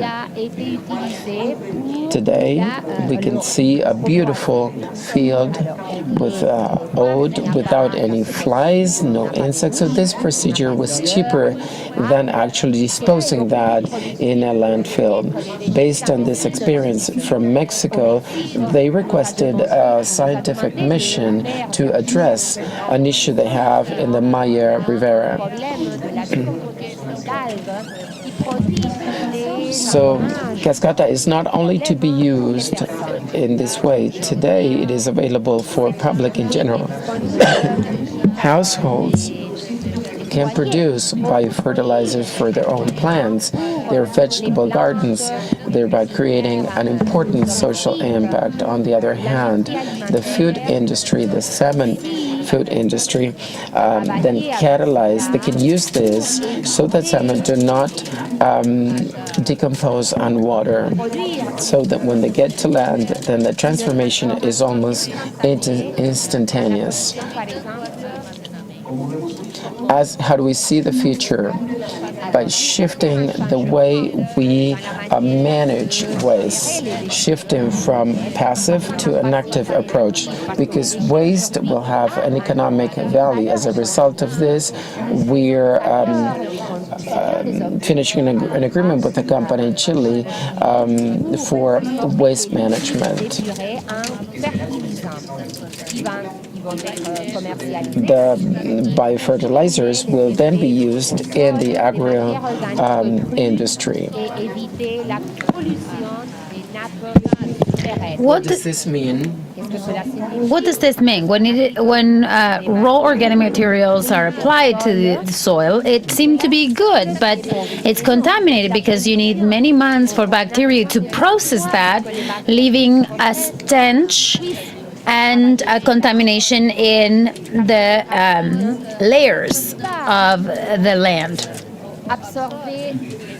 We increase the production also of greenhouse gases. When we catalyze with Tequia's methods, the land absorbs the nutrients with less impact on the environment. Millions, thousands of trash being deposited. We are already working with some cities to start pilot projects in organic trash collection and management. We are giving back to the land the carbon that we are using, and we can transform our deserts in a nice place to live. There are millions of liters, so that they're wasted every day. Staxcata will make it able to reuse, and the sewage water as well. We are the future in waste management around the world. We can advance into a much cleaner world. We are aware that we can contribute in the circular economy. This idea of transforming our waste that nowadays are piling, we can transform those into an asset. Thank you so much. Thank you, Ivan. I'm going to ask you, all of you, to answer. I'm going to ask a question, the same question to all of you. Just 1-2 minutes to answer in the same order in which you talked. Alina, la pregunta es la misma para todos. Le vamos a preguntar algo, una respuesta muy corta. La pregunta es sobre el sector público. ¿Cuál es la importancia del sector público? So the question is, what is the role of the public sector in the articulation between public and private in all this that we were discussing? So first, Joseph. Es clave. Yo que participo en nuestros campos, en los ámbitos público y privado, la voluntad política de hacer cambiar, haciendo legislación, dando apoyo deducciones fiscales y subvenciones es muy importante. Estamos en una revolución y los primeros pasos de toda revolución se necesitan apoyos. Pero el mercado por sí solo aún no está creado, los consumidores aún no demandan ese tipo de productos y las inversiones para hacer un cambio productivo. It's not easy to do it. So the politicians need to pay attention to this. So the political will is important for leading the change. Alina?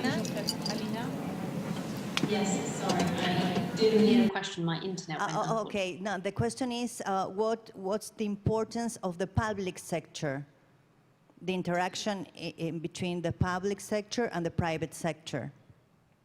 Very important. I mean, at the end of the day, the way climate change is steadily increasing its impacts very quickly. I mean, even just in this last year, how scary it's been to see flash floods, to all sorts of climate change effects. I think it's so important that both sectors and all sectors work together. And if we don't get all sectors involved, then we cannot create change. And we really don't have enough time before large cities across the world start to get flooded. So the quicker we all work together across all stakeholders involved, I think the better it is. Thank you, Alina. Te escuchamos, Oscar. Claro, gracias. Es, esencial. I think it's key. The idea that the public sector contributes with legislations and regulations to help the population do better things with their waste and prevent for those wastes to get to the landfills, I think it's key in order for us to escalate in Latin America. Thank you, Oscar. And now we'll hear from Jean. Jean? Interesting to see, there is a global trend to decentralize, and that impacts on the power that administrations can have and the decentralization entities can have, and that helps public policies because the minorities may oppose to the will of the common collective people. And in that sense, I do think that public policies are the key framework to accelerate the general atmosphere. But I also think that I am more towards the small initiatives in small communities, in the sense that they could be more individual, smaller groups interacting, and then the capillarity of circular economy that is going to be more efficient than all the huge minorities have become much more active and powerful. Thank you. Thank you, Jean. And now let's hear Ivan. Well, the role of the state is vital in this transition. In Chile, we need to make changes in the administrative processes. We're going to give you a clear example. Nowadays, we are producing fertilizers from percolated waste. Percolated waste have a definition of a final end in the Chilean regulation. But the role of the state is to make make that waste available and to give it the final end. And that's something that only Chilean government can do.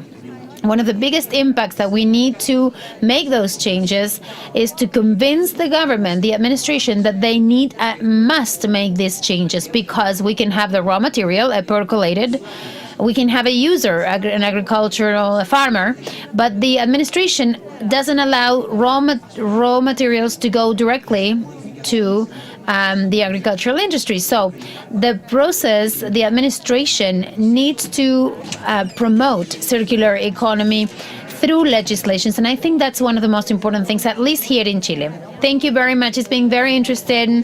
It's been interesting to see the different points of view, what happens in the textile industry, going through the construction industry. Thank you very much. It's been very interesting. Sure, it's been interesting. It's a pleasure to have your presence here and this level of speakers. Let's continue now with the World Summit on Circular Economy from Córdoba, Argentina.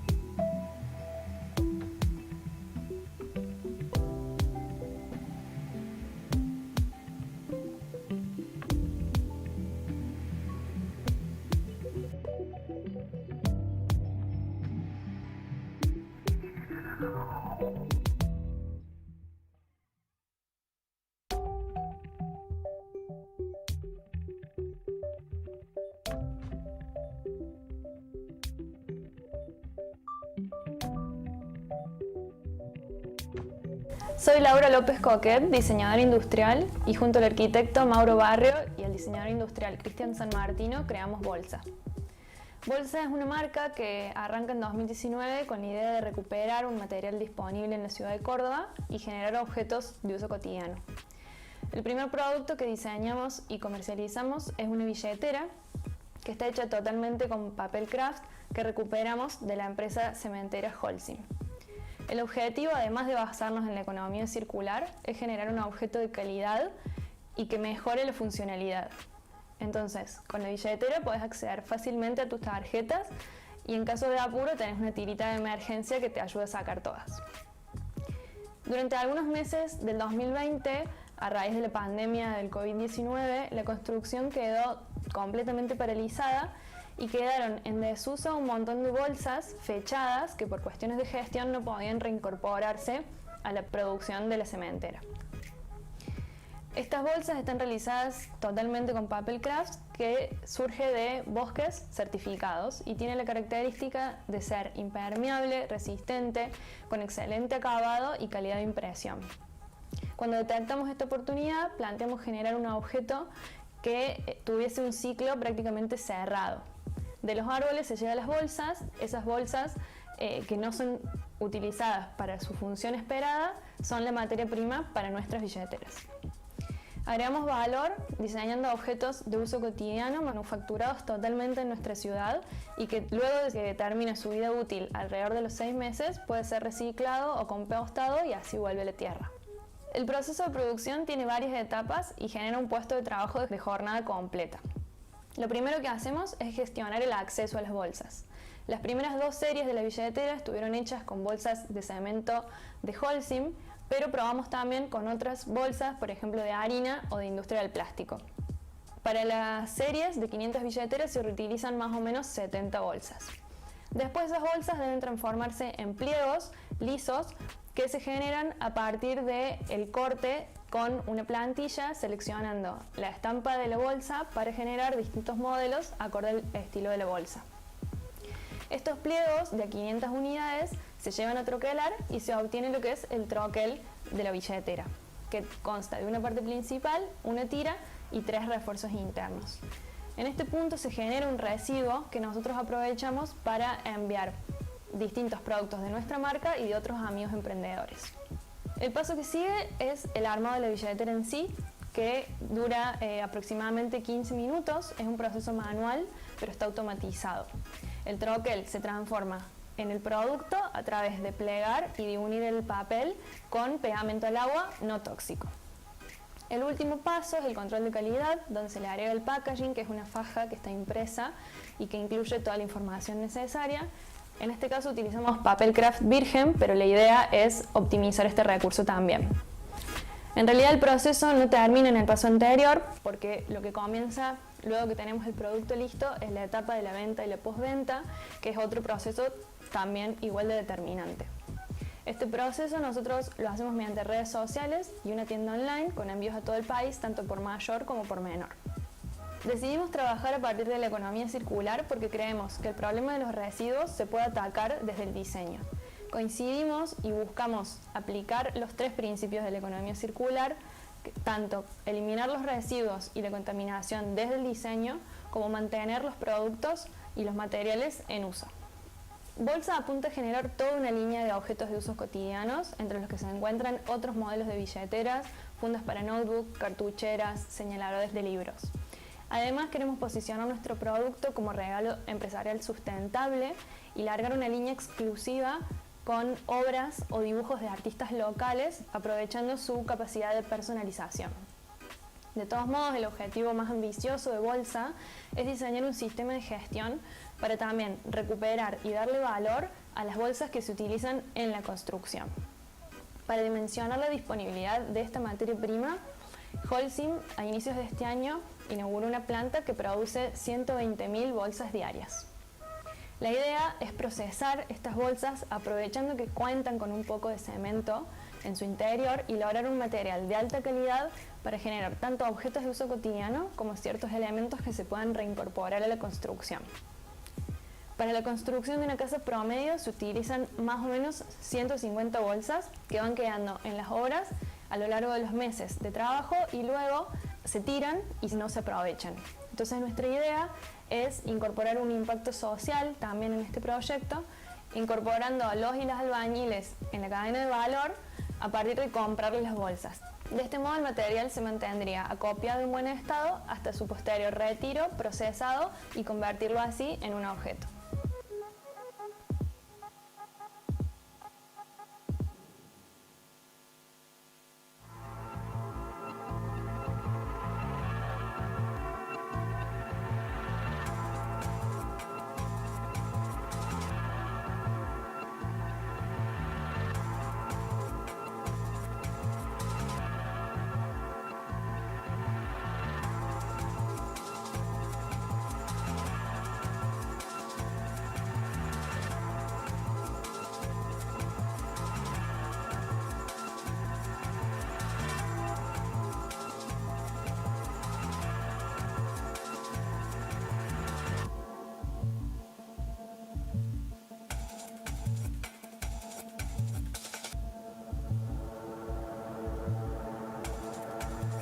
Principalmente el eje de arquea de la economía circular, utilizando un desecho, que es el aceite vegetal usado, lo utilizamos como una materia prima para hacer un nuevo producto, que en este caso es el biodiesel, que lo utilizamos como combustible para motor. Una vez que llega el aceite usado con nuestra materia prima, ponemos calentadores para sacar la humedad y el resto de comida que tiene. Una vez que nos utilizamos el aceite, lo mezclamos con un alcohol y un catalizador y pasa el proceso de transesterificación en el que las grasas del aceite se unen con el alcohol.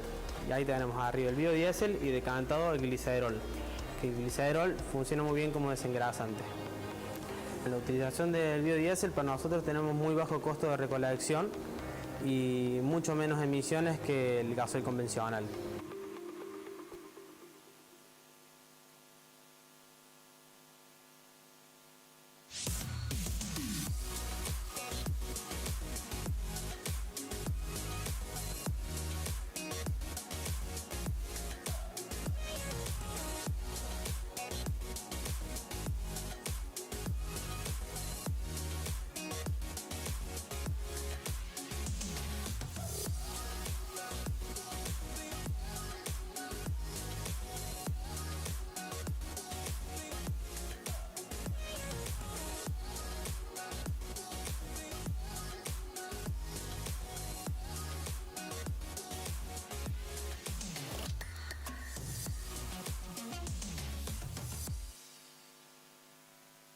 Nuestra marca se llama Felipo Baby.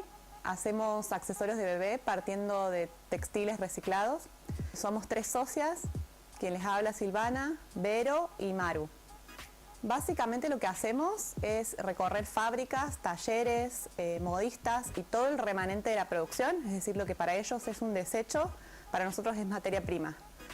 Hacemos una selección minuciosa de los retazos y de este desperdicio y con eso partimos para desarrollar nuestros productos. Tenemos una amplia gama de productos porque cada producto depende del tamaño de retazo que conseguimos. Todo, absolutamente todo, parte de retazos textiles y a su vez nos proponemos a tener desperdicio cero. ¿Qué quiere decir eso? Que todo lo que a nosotros nos queda de remanente también lo donamos. También tenemos otros 2 propósitos más allá del ecológico, que es un propósito social y un propósito económico. En lo social lo que hacemos es buscar talleres, quienes van a confeccionar nuestros productos, que sean sostén de hogar. Mujeres que necesiten una salida laboral y contratamos esa mano de obra.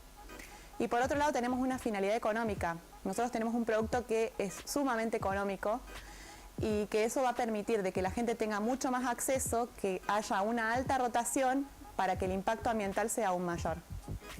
Dentro de nuestra línea de productos hacemos todo lo que son accesorios de bebés, que vamos desde baberos, que son todos los tipos de baberos, las bandanas, que son como unos pañuelitos que se usan ahora, baberos para recién nacidos, baberos para bebés un poco más grandecitos que ya empiezan a comer.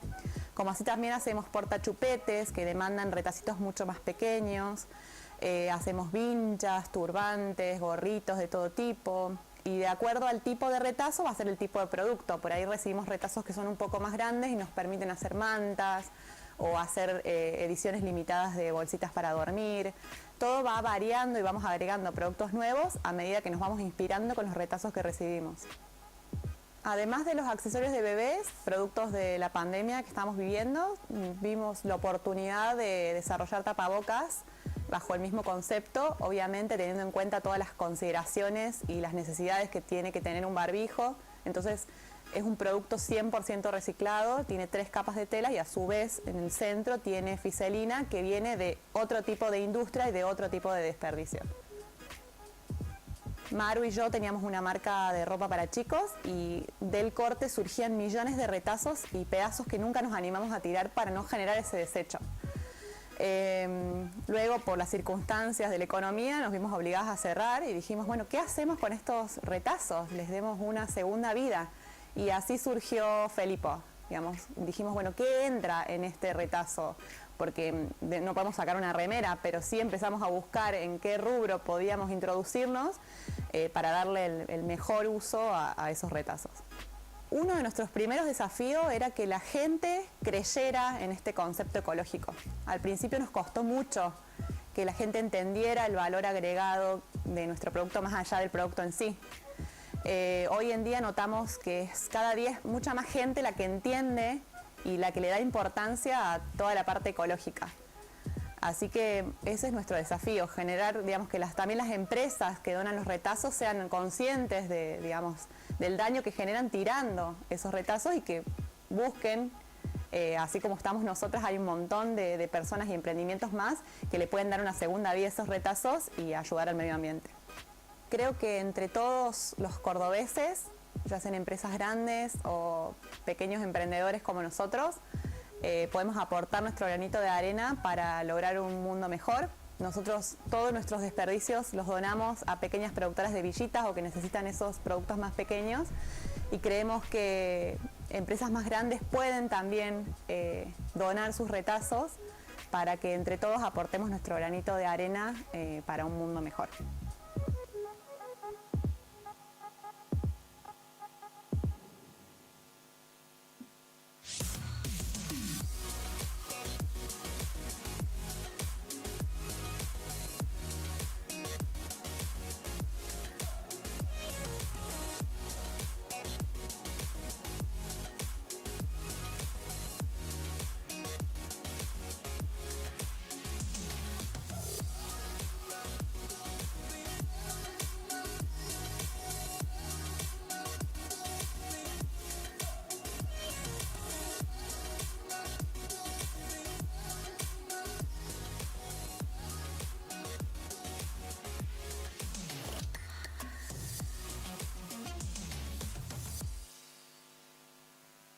Bueno, nosotros somos Cicla y hemos estado desarrollando, buscando oportunidades de diseño en conjunto con el diseño industrial y una gestora ambiental que es bióloga.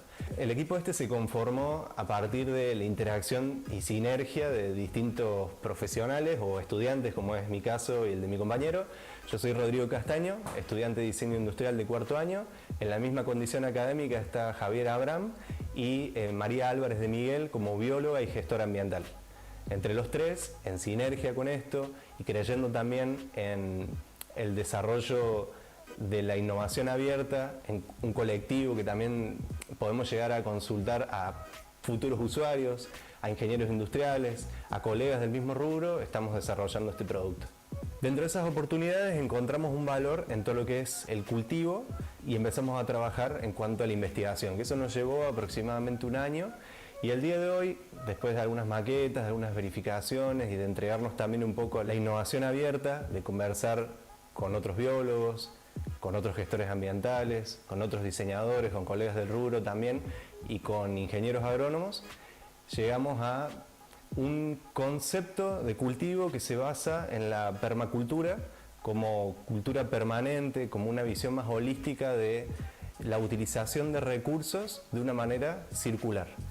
Cicla, como innovación en realidad, no está innovando en absolutamente nada, concretamente porque nos estamos basando en cosas que realmente ya existen, en cosas que nunca deberían haber dejado de existir y de saberes tal vez muy viejos que de a poco se fueron diluyendo y hoy queremos traerlos de nuevo al saber cultural.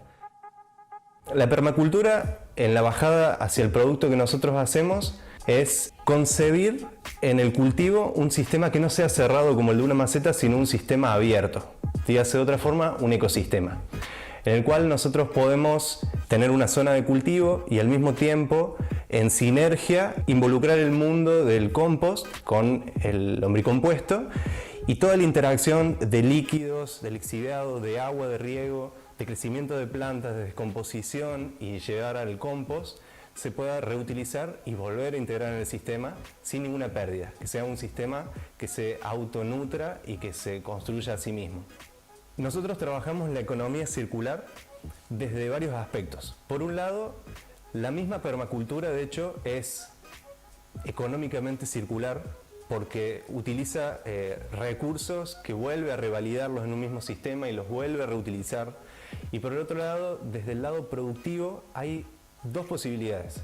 Uno de los procesos sería la fabricación de este producto a través de rotomoldeo. En los dos casos, de hecho, es rotomoldeo, pero por un lado estaríamos trabajando con empresas que trabajan rotomoldeo a través de plásticos, de polietileno de alta densidad, de ABS, por ejemplo, y ellos tienen la capacidad de procesar plásticos de grandes generadores de desechos, por ejemplo, de autopartes. En base a esos desechos que podemos reutilizar, concretaríamos este producto.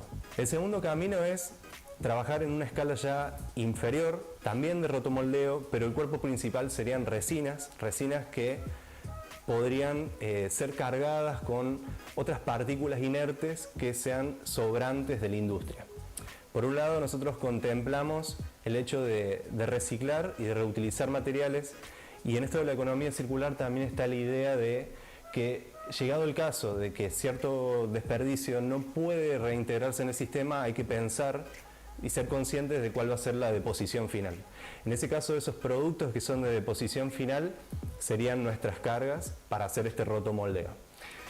En la etapa de diseño que nos encontramos, como mencionaba, que es el diseño conceptual, estamos ya migrando hacia una etapa de diseño detallado y desarrollo, por lo cual nos encontramos activamente frente a diversas mentorías, consultas, realizando focus group a futuros usuarios y finalmente, bueno, en la concreción de este producto, buscar financiación para poder largar los primeros prototipos al mercado y realmente generar este vínculo que estamos proponiendo.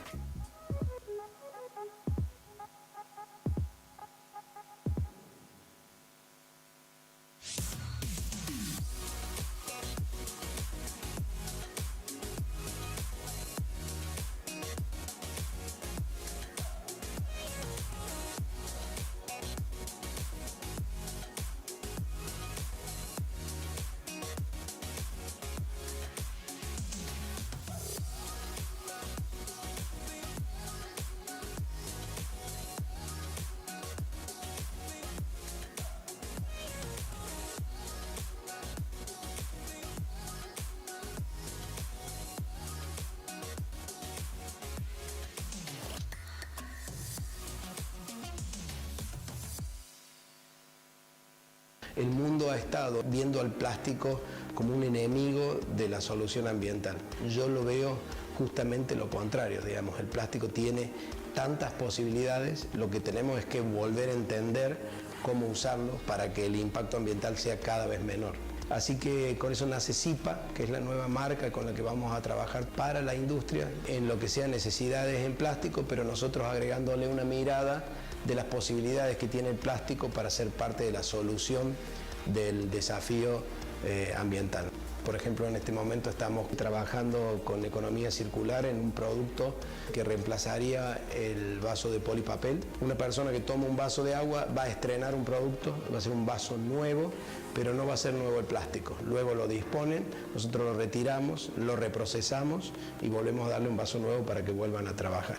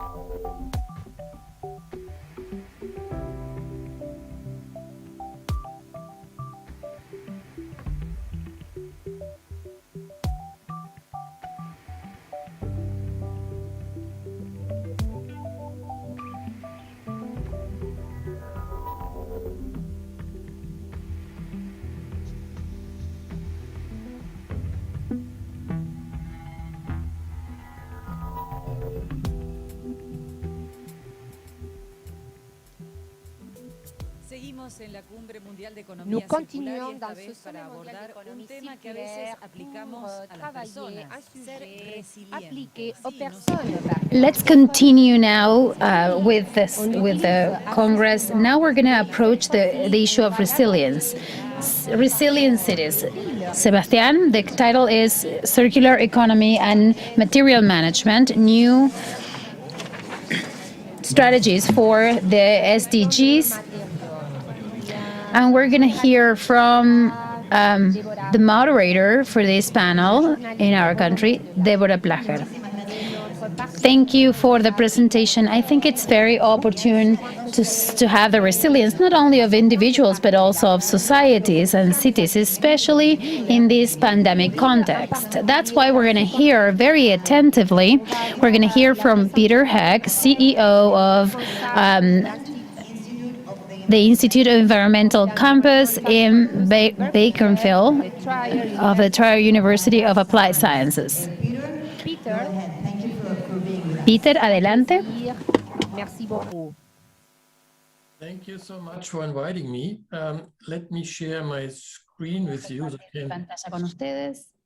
share a few ideas from my side about circular economy and material flow management. En cuanto a las economías que quería compartir con ustedes.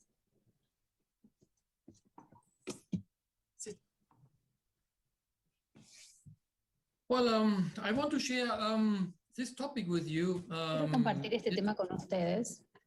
Afternoon, it's about circular economy, of course, and the tool for implementing this circular economy, Para implementar la economía applied material flow management, and we focus a little bit on companies and communities. Well, I'm going to tackle three issues, basically. One is my university, which is the only zero-emission university in the world. So it's a model case, a reality lab for circular economy. And then a few ideas about my institute, which is the institute working on material flow management and circular economy for 20 years now, and some case studies. So you can see there is a vision, but there's also a real application in companies and in communities. Las comunidades. This is my university. You see, it's a place with two rooftops. So we're using solar energy wherever we can. It's a standard building procedure.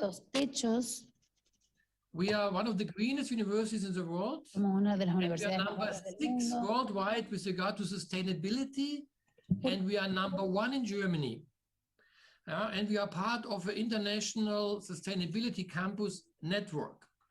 So we are not only talking about circular economy and sustainability, we are really doing it. So we are physically doing it. This means we are really knowing about the problems, about the costs, about the networks which you need to build up a resilient society. Well, the backbone of our carbon neutrality is actually very old technology. We use our waste, the waste of our county, we use to supply heat, cold, and electricity to 3,000 people. Though we take the waste, the so-called waste of our county, we take it and we turn it into energy sources. So we have a win-win situation, and the circular economy always asks for win-win situations. So we must make benefits from previous so-called wastes. And what we are doing here, we're using kitchen waste, basically, and we use waste wood. Two technologies. We put this technology into an industrial estate. So we create an industrial estate, a place where we put companies. The companies, they use so-called waste. They produce a resource. They employ people. They reduce waste issues, and they create green energy and innovative technology. This is what the circular economy is looking for. Those cooperation procedures which lead to a new zero waste and zero carbon emission future. And we have been doing this here for 20 years already, so we really know about the problems and the investment and the paybacks. The rest of my campus is doing everything else, what you know from literature and from books. We use geothermal heat, energy efficiency, plus energy houses, of course, solar energy. We use rainwater collection system. We are flushing our toilets with rainwater, not with tap water, because this is much cheaper. So we reduce water footprint of the university, we reduce the carbon footprint, we reduce the ecological footprint. My institute, which I'm heading, which I founded 20 years ago, is actually working around this idea of being carbon neutral, being zero emission. Now, I'm employing 80 people, 5 million euro annual turnover, and doing consultancy work all over the world. Also educational work all over the world. So we tell people how to become carbon neutral, how to be part of a circular economy, and how to make this happen in an economic mode.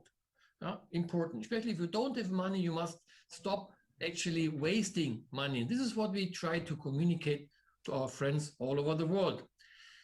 The basic idea, the basic tool for achieving circular economy is not talking about it and writing books. It's also important, but the basic tool is to have a management idea. And what you see here is the very basics of our management philosophy. The left side, you see a system, a company. It could also be a city, but here show a company with a very simple throughput. They import material energies and they use a lot of money for this. The money is leaving the system, and they're not using their potentials. The potential, this red stop signal shows they're not using their own potential. They're not tapping into their own resource, not in the human resources, not in the material, not in the energy resources. That's a very inefficient throughput mode. The right picture shows you the change. We are activating the resources, the potential which were not used before. The green circle. Now they are totally aware of what they can do, how they can do it, how much money they need, and what people should do it. So we are creating a secondary economy, a circular economy, which is actually parallel to the linear economy. And the circular economy is growing and growing, and the linear economy is getting smaller and smaller. And the system is adding value and adding value and adding value. And this is the basic idea of what we do. To do this, you have to clearly analyze your system. A material flow analysis must be done, but not an academic one. It must be one which is supposed to be a base for a business plan. So it must be a real analysis. So not listening to any freak figures and data which the systems normally give you. No, you must really be sure the data are correct. Then you can put them into change management with a business plan and technical proposals. Why do we need this? I think it's a no-brainer, and I don't want to focus too much time on this because I think you all know this, but our world, our human subsystem is actually already infringing the basic health of our planet. The left side, you see our world 150 years ago, and the right side, you see our world today. We humans created a system which is growing and growing and growing, but our planet is not growing. You all know this, so we have a problem. We have too much CO2 in our atmosphere, we have too much wastewater, too much waste, and not enough zinc capacity. So our mode must change. And it must change also economically. So we must tell the business people, the people with money, that you can make money with a different mode of operation. Otherwise, they will not be on our side. Well, the problem is, and you see this in this little comic, the climate problem, which is part of this overloading of our natural systems, of course, it's very serious. We just talked about it, that in the Mediterranean, all the forests are burning. But actually, nobody cares about this. Now, a few people really care. People care, and you can this on this little comic, care when you talk about money being lost.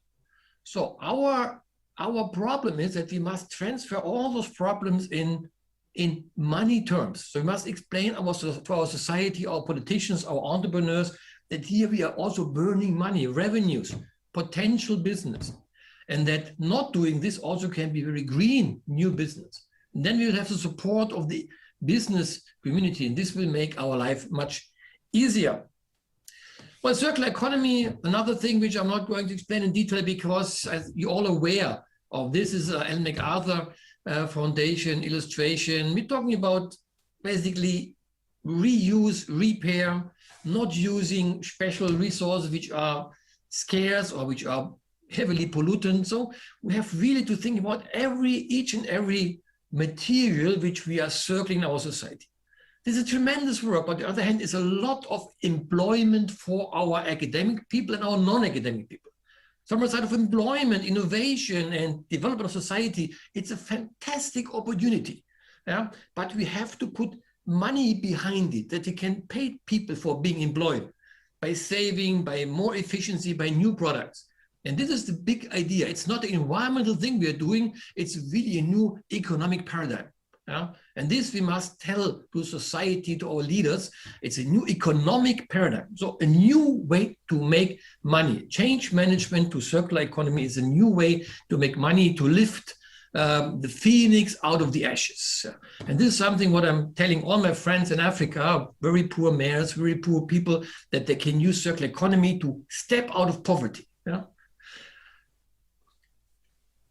Here you see the Kuznets curve. I think you're all aware the Kuznets curve shows the relationship between environmental pollution and economic development. Now on the x-axis, you see the economic development, yeah? And on the y-axis, you see the pollution. So when you are in the left lower corner, then you are poor and relatively clean. Yeah? The more you move up the y-axis, the more dirty you get. And the black curve you see is actually an empirical curve. So it's an analysis, a retrospective analysis of the development of the so-called developed world. Yeah. So we developed our societies by creating a lot of pollution. The first part of the curve, the left part of the curve, now the pollution was tremendous, killing people, killing ecosystems, creating a lot of sick people. Before we started to be aware that this cannot be the future of a society, there was a tipping point, yeah, when people start to reflect on what they're doing, and then they started to clean up. This happened in Japan, happened in the United States, happened in Germany, in Europe, yeah, this tipping point. And we expect it to happen everywhere in the world. The only problem is, when we did this, we, the so-called developed world, there was enough resource in this world, enough think capacity. So we could really afford to make economic development which is really spoiling the environment till we get the level of awareness, which then leads to a change in policy. The newcomers in development, like China, like India, Africa, many parts of South America, South Asia, they don't have the resources anymore to go the normal Kuznets way development.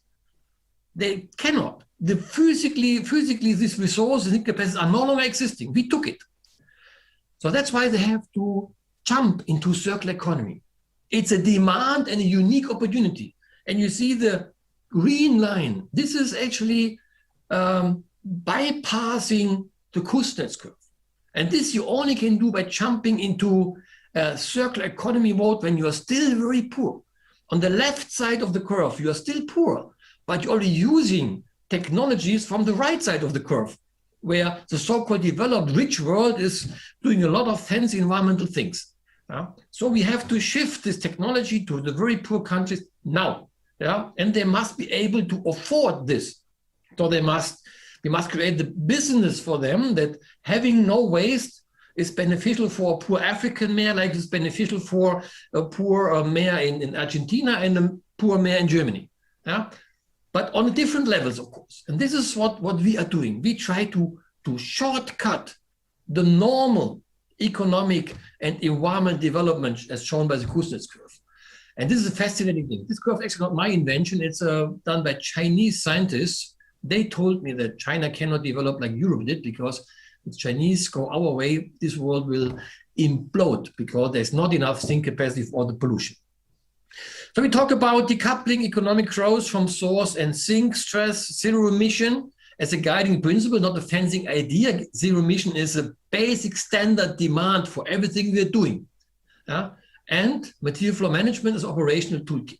So how to operate the new material flows.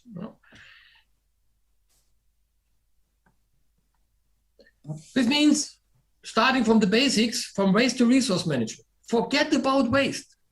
Eliminate the waste department in all your offices, in all your governments. Waste is a stupidity. It's an invention, human invention. Waste does not exist in this world. It's the wrong material at the wrong time, at the wrong place. If you consider waste as a resource and you allocate technology, brain capacity, and money to turn it into resource, you will have employment, no pollution, and innovation. That's why we, in our institute, what we are doing, for us, waste is a management failure. We are doing no waste strategies. And for this, we use resource centers. Our landfills are resource centers. To do so, you must be willing to get your brain and your hands dirty. And many academics all over the world, they don't want to be dirty anymore. They want to be clean. That's why they are going to universities. This is a big problem because you have to get dirty in order to understand what's happening in this so-called waste or wastewater sector. You see the left side, those landfills, whatever it is, it's actually the most stupid way to handle a resource and the most expensive way. That's why Germany stopped it. 2006, we stopped landfilling untreated waste. And we started to build this factories at our former landfill sites. Those factories, they are creating resources for waste. So technology-wise, it's a no-brainer. It's not at all a problem. Economically-wise, we must think about how to finance, what kind of money we use. It's of course not a hit and run business. It's not a monkey business. It's patient money business. So pension funds, they can invest in resource centers. It's a safe, long-term, clean, ethical, environmental investment. And we're talking to pension funds. Biomass in Argentina, in South America, in Africa, in Asia, most of the waste is biomass. In Europe, it's only 35%. So what is waste in this picture? Basically, it's 1 ton biomass, then it's 5 liters of oil and 600 kg fertilizer. And it's a very nice base for soil creation, soil for agriculture. Or it's waste. It's waste, then you're done. Then you are spending money on it, and you want to have it transported far away, and you don't care anymore. If it's fertilizer and energy, you want to have it close, and you want to invest, and you are actually taking waste as a resource. As you buy oil and gas, you take waste. This is the two worlds. You must make a decision where to be in. If you want to be in the waste world, things are easy but expensive and not sustainable. If you're in the resource world, things are complicated and sustainable, but they will push your society to next levels. If you have this paradigm, then there's always demand to academics, to administrative people, to politicians to do more and better. Take more energy and more resource out of a so-called non-longer usable product like waste. Well, to plan a bioenergy resource center, what we're doing all over the world, it needs a lot of analysis. You need to know where you have what kind of material, how the transportation mode, what are the costs, what are the scenario for cost development, how you can employ people, what people you should employ, like the informal sector and the waste. A lot of things to discuss. It's a complicated thing. You are producing something. So as a government, you have to sell products. No longer only treatment waste, no, you are selling products. So you are an entrepreneur suddenly. Now this has to change. But in a circular economy, many people change their operational mode. So administrations no longer are just administrating in a circular economy. They are operating. They are proactive. They have to be. And this must be educated, must be taught to the people, and they must be willing to relearn things. In Germany, we're doing this to a certain part, but we are not yet perfect. There are a lot of things to be done, but at least we started to use all our organic waste. So we are collecting separately and we put it in the biogas plant, we create energy and fertilizer out of it. From the so-called non-lignite waste, we make biogas, and from the lignite green waste, we make wood chips, and we burn it in our schools or in district heating systems. And how is the link of this to our community development? You know, I'm here in a poor region, in a mountain area. So one of the poorer regions in Germany, people are leaving this place because they don't have a chance to make their living here. So on those villages, they come to us and they ask me, how can we lower our costs? How can we create development and investment innovation? And I tell them, stop being stupid for the first point. Try to create your energy yourself. You're sitting right in the middle of the mountains, in the forest area, you have a lot of wind and solar and farmers. Why are you buying oil and gas? So we switch this. And you see these two situations. On the left side, today's structural problems. They have nearly 800,000 euro costs for purchasing energy. And this is without any value. The energy is coming from abroad, not even from this place, not even from Germany. No development perspective because it's not their resource. No innovation, no climate protection, not even resource security. And I tell them, okay, do your own energy. And they tell me, I don't have money. I said, but you have money. You are purchasing energy for 800,000 euro every year. So use this money and develop your own supply based on your own solar energy, on your own biomass, on your own forestry, on your own waste, on your own water or wind energy. And then we start to analyze what they have. And we develop a divestment plan and we develop operational costs and the payback for this new system. And then they start now to shift from spending money in climate threatening fossil energies to investing into climate protecting, regional value adding own local resources. Though they get slowly more affluent because they are lending money and they pay back the money by the savings they have from not importing products. So they get slowly more affluent. They own something suddenly, and they are clean, and they're innovative, and they have some jobs on site. And this is what they tell them. We are doing this for 100 villages right now in Germany, for example. And see what happens. So it's not theory. It's happened and it's documented. This county is a prize winner, many awards for the development. When they came to us, they had nearly 300 million euro loss of cash every year. And they were poor. Yes?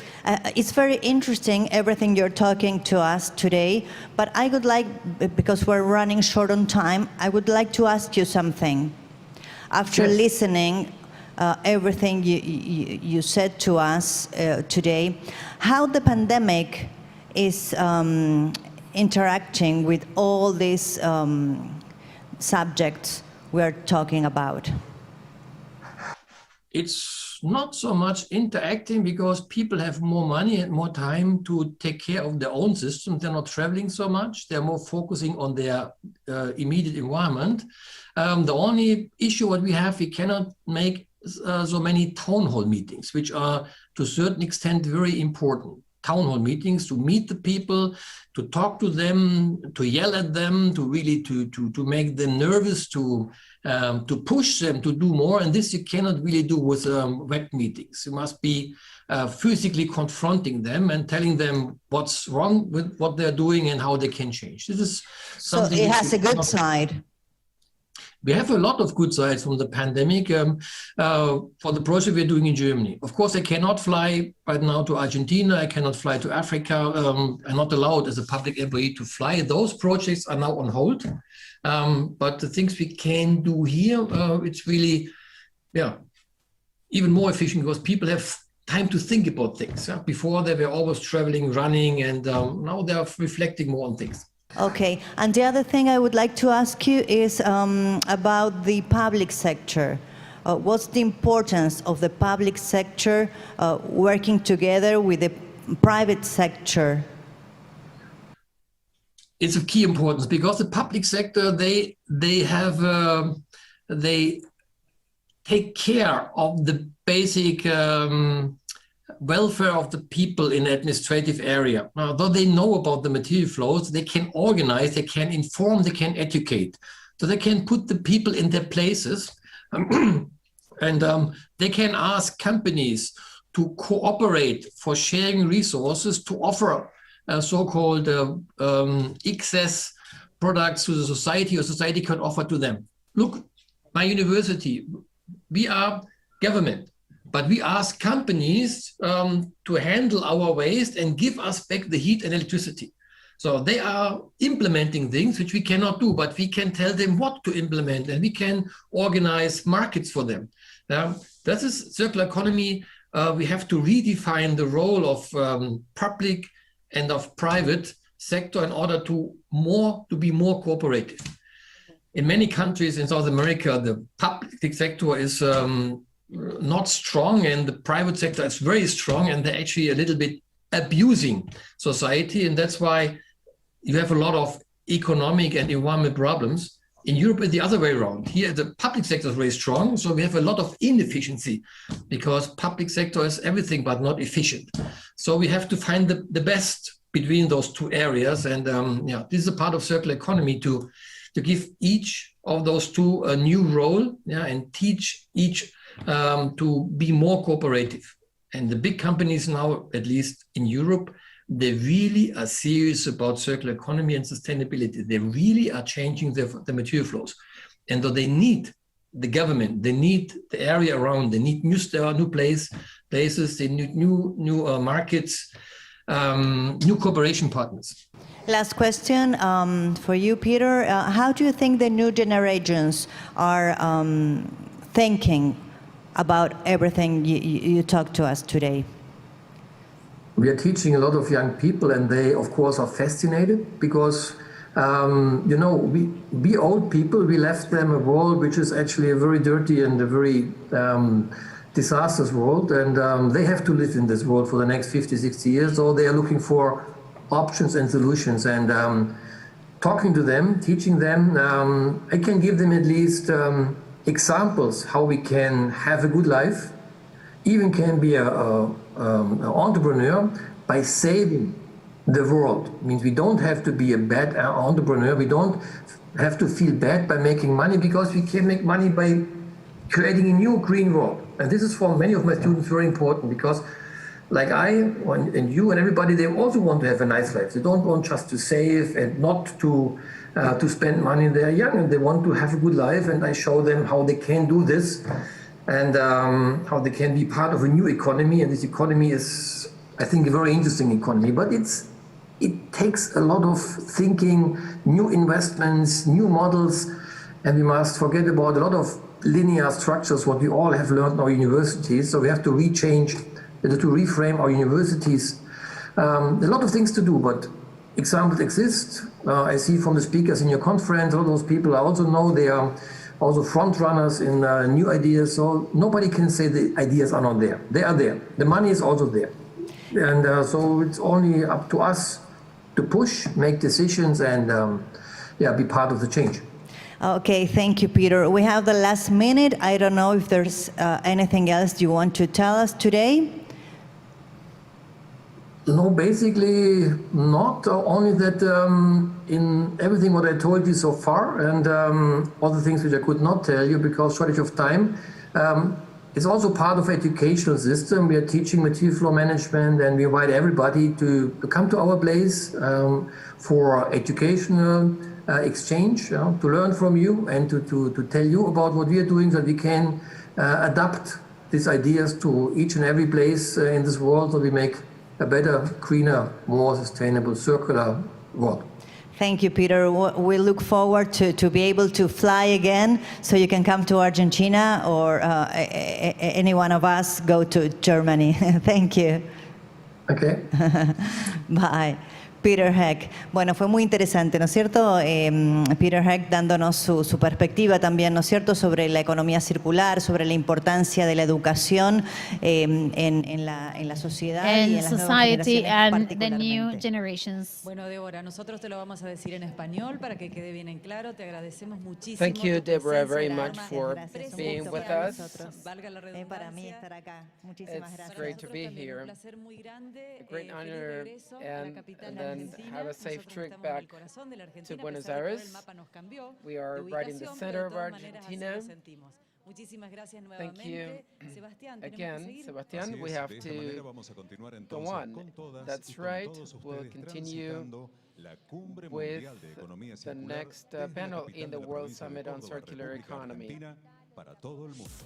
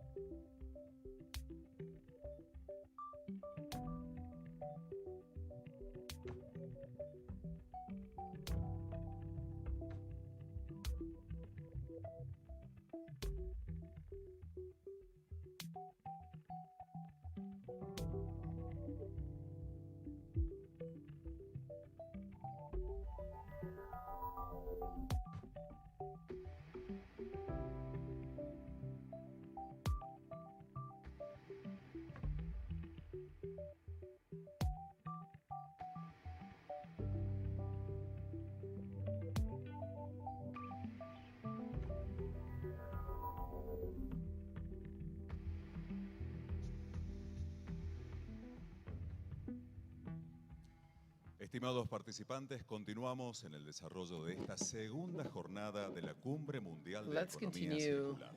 Y luego de la exposición del reconocido disertante Peter Heck, vamos a dar lugar a otro gran momento en esta cumbre.